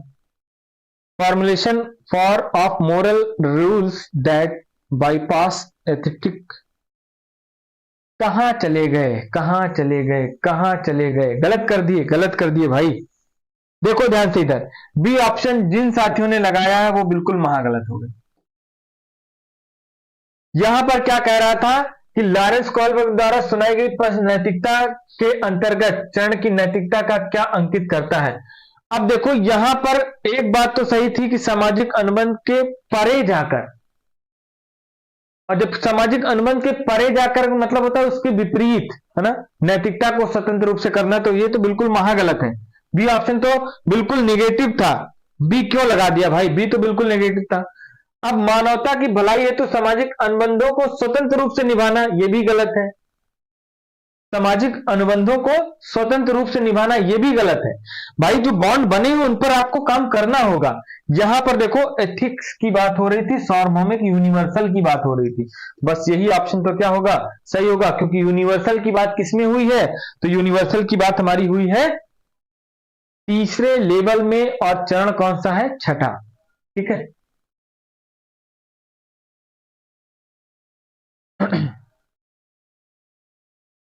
सही कर लो, ऑप्शन नंबर सी क्या होगा, बिल्कुल सही होगा, क्योंकि ऐसे नैतिक नियमों को प्रतिपादित करना जो आचार संहिता के परे हो, ठीक है।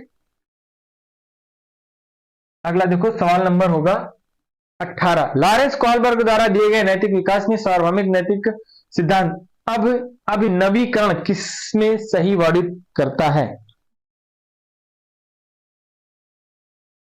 सवाल नंबर 18 फटाफट बताओ सभी लोग भाई। सवाल नंबर 18 आपकी स्क्रीन पर लग चुका है। सवाल नंबर 18 का सही जवाब क्या होगा, व्यक्तिगत आवश्यकताओं की पूर्ति करें, या मित्रों और संबंधियों को स्नेह और स्वीकृति बनाए रखें, या अमूर्त सार्वभौमिक सिद्धांत को संपूर्ण मानवता के लिए मान्य हो, स्वयं के लिए कानून और नियमों को उचित ठहराना। नैतिक सिद्धांत का अभिनवीकरण किसके लिए सही है। सार्वभौमिक दिया हुआ है तो कुछ तो सोचना ही नहीं था, सार्वभौमिक दिया हुआ है तो कुछ सोचना ही नहीं था। बहुत बढ़िया रचना, रुखसार, बहुत बेहतरीन, बहुत बढ़िया। तो रचना, रुखसार और सरोज भी कह रही हैं कि सी ही होगा, बहुत बढ़िया, तो बिल्कुल सही है, अमूर्त, है ना। सार्वभौमिक अमूर्त ही तो होगा, यूनिवर्सल होगा तो अमूर्त होगा। सार्वभौमिक सिद्धांत जो संपूर्ण मानवता के लिए मान्य हो, संपूर्ण मानवता के लिए क्या हो, मान्य हो, तो वही ऑप्शन क्या होगा, सबसे बेस्ट ऑप्शन होगा। तो आमिर, ममता सभी का आ रहा है सी ऑप्शन, तो सी ऑप्शन बिल्कुल करेक्ट हो जाएगा। चलो सवाल नंबर होगा, कुछ थोड़ा सा इनके सिद्धांतों की आलोचना भी हुई थी। कोहलबर्ग के नैतिक विकास के सिद्धांत की जो आलोचना हुई थी वो क्या हुई थी, है ना, कैरोल गिल्गिन ने करी थी। किसने करी थी, कैरोल गिल्गिन के अनुसार क्या थी, कोहलबर्ग का नैतिक विकास का सिद्धांत महिलाओं के प्रति पक्षपाती, जेंडर वाइज जिसको बोलते था, क्योंकि उनके अध्ययन के विषय में केवल पुरुष थे, ये वास्तव में थे, इनके अध्ययन के विषय में सिर्फ पुरुष थे, महिलाओं को स्थान नहीं दिया था, ये एक कमी हो गई, इंपॉर्टेंट कर लो। पुरुष नियमों और न्याय के संदर्भ में सोचते हैं, वही महिलाएं देखभाल और रिश्तों पे ध्यान या बल देती हैं, ठीक है। तो ये इनकी क्या है, कमी थी, ये दोनों कमी इनकी याद रखना।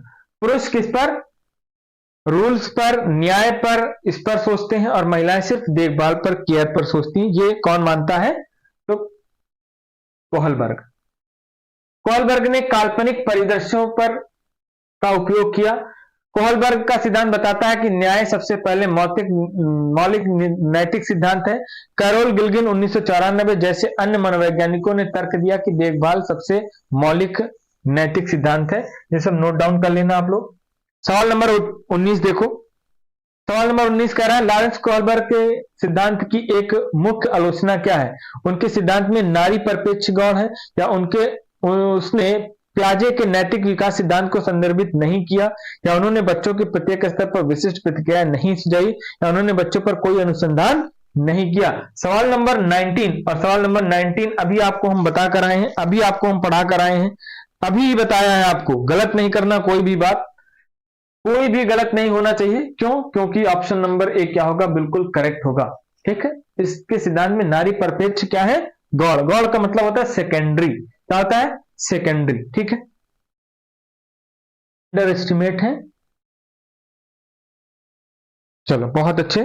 सवाल नंबर 19 हो चुका है और सवाल नंबर 20 देखो। कैरोल गिल्गिन ने लॉरेंस कोहलबर्ग के नैतिक विकास के सिद्धांत की समालोचना करते हुए तर्क दिया कि पुरुषों की नैतिकता का आधार डाट डाट है, जबकि स्त्रियों की नैतिकता का आधार डाट डाट है। बढ़िया से सवाल लग चुका है, आपको बताना है। देखो अब ये टॉपिक थ्योरी के आधार पर पढ़ ली हो तो हमें लगता है कि कभी आपका गलत होगा ही नहीं। तो आपको पता है कि कैरोल गिल्गिन ने लॉरेंस कोहलबर्ग के नैतिक विकास के सिद्धांत की समालोचना करते हुए, ठीक है, दिया कि पुरुषों की नैतिकता का आधार है न्याय या देखभाल या भलाई या त्याग। क्या होगा बताओ? का ए माधुरी जा, बहुत बढ़िया। अभी आपको बता कर आए हैं पुरुषों की नैतिकता का आधार क्या है, न्याय है, और महिलाओं की नैतिकता का आधार क्या है, देखभाल है। बस जस्टिस और केयर क्या हो जाएगा, बिल्कुल सही हो जाएगा।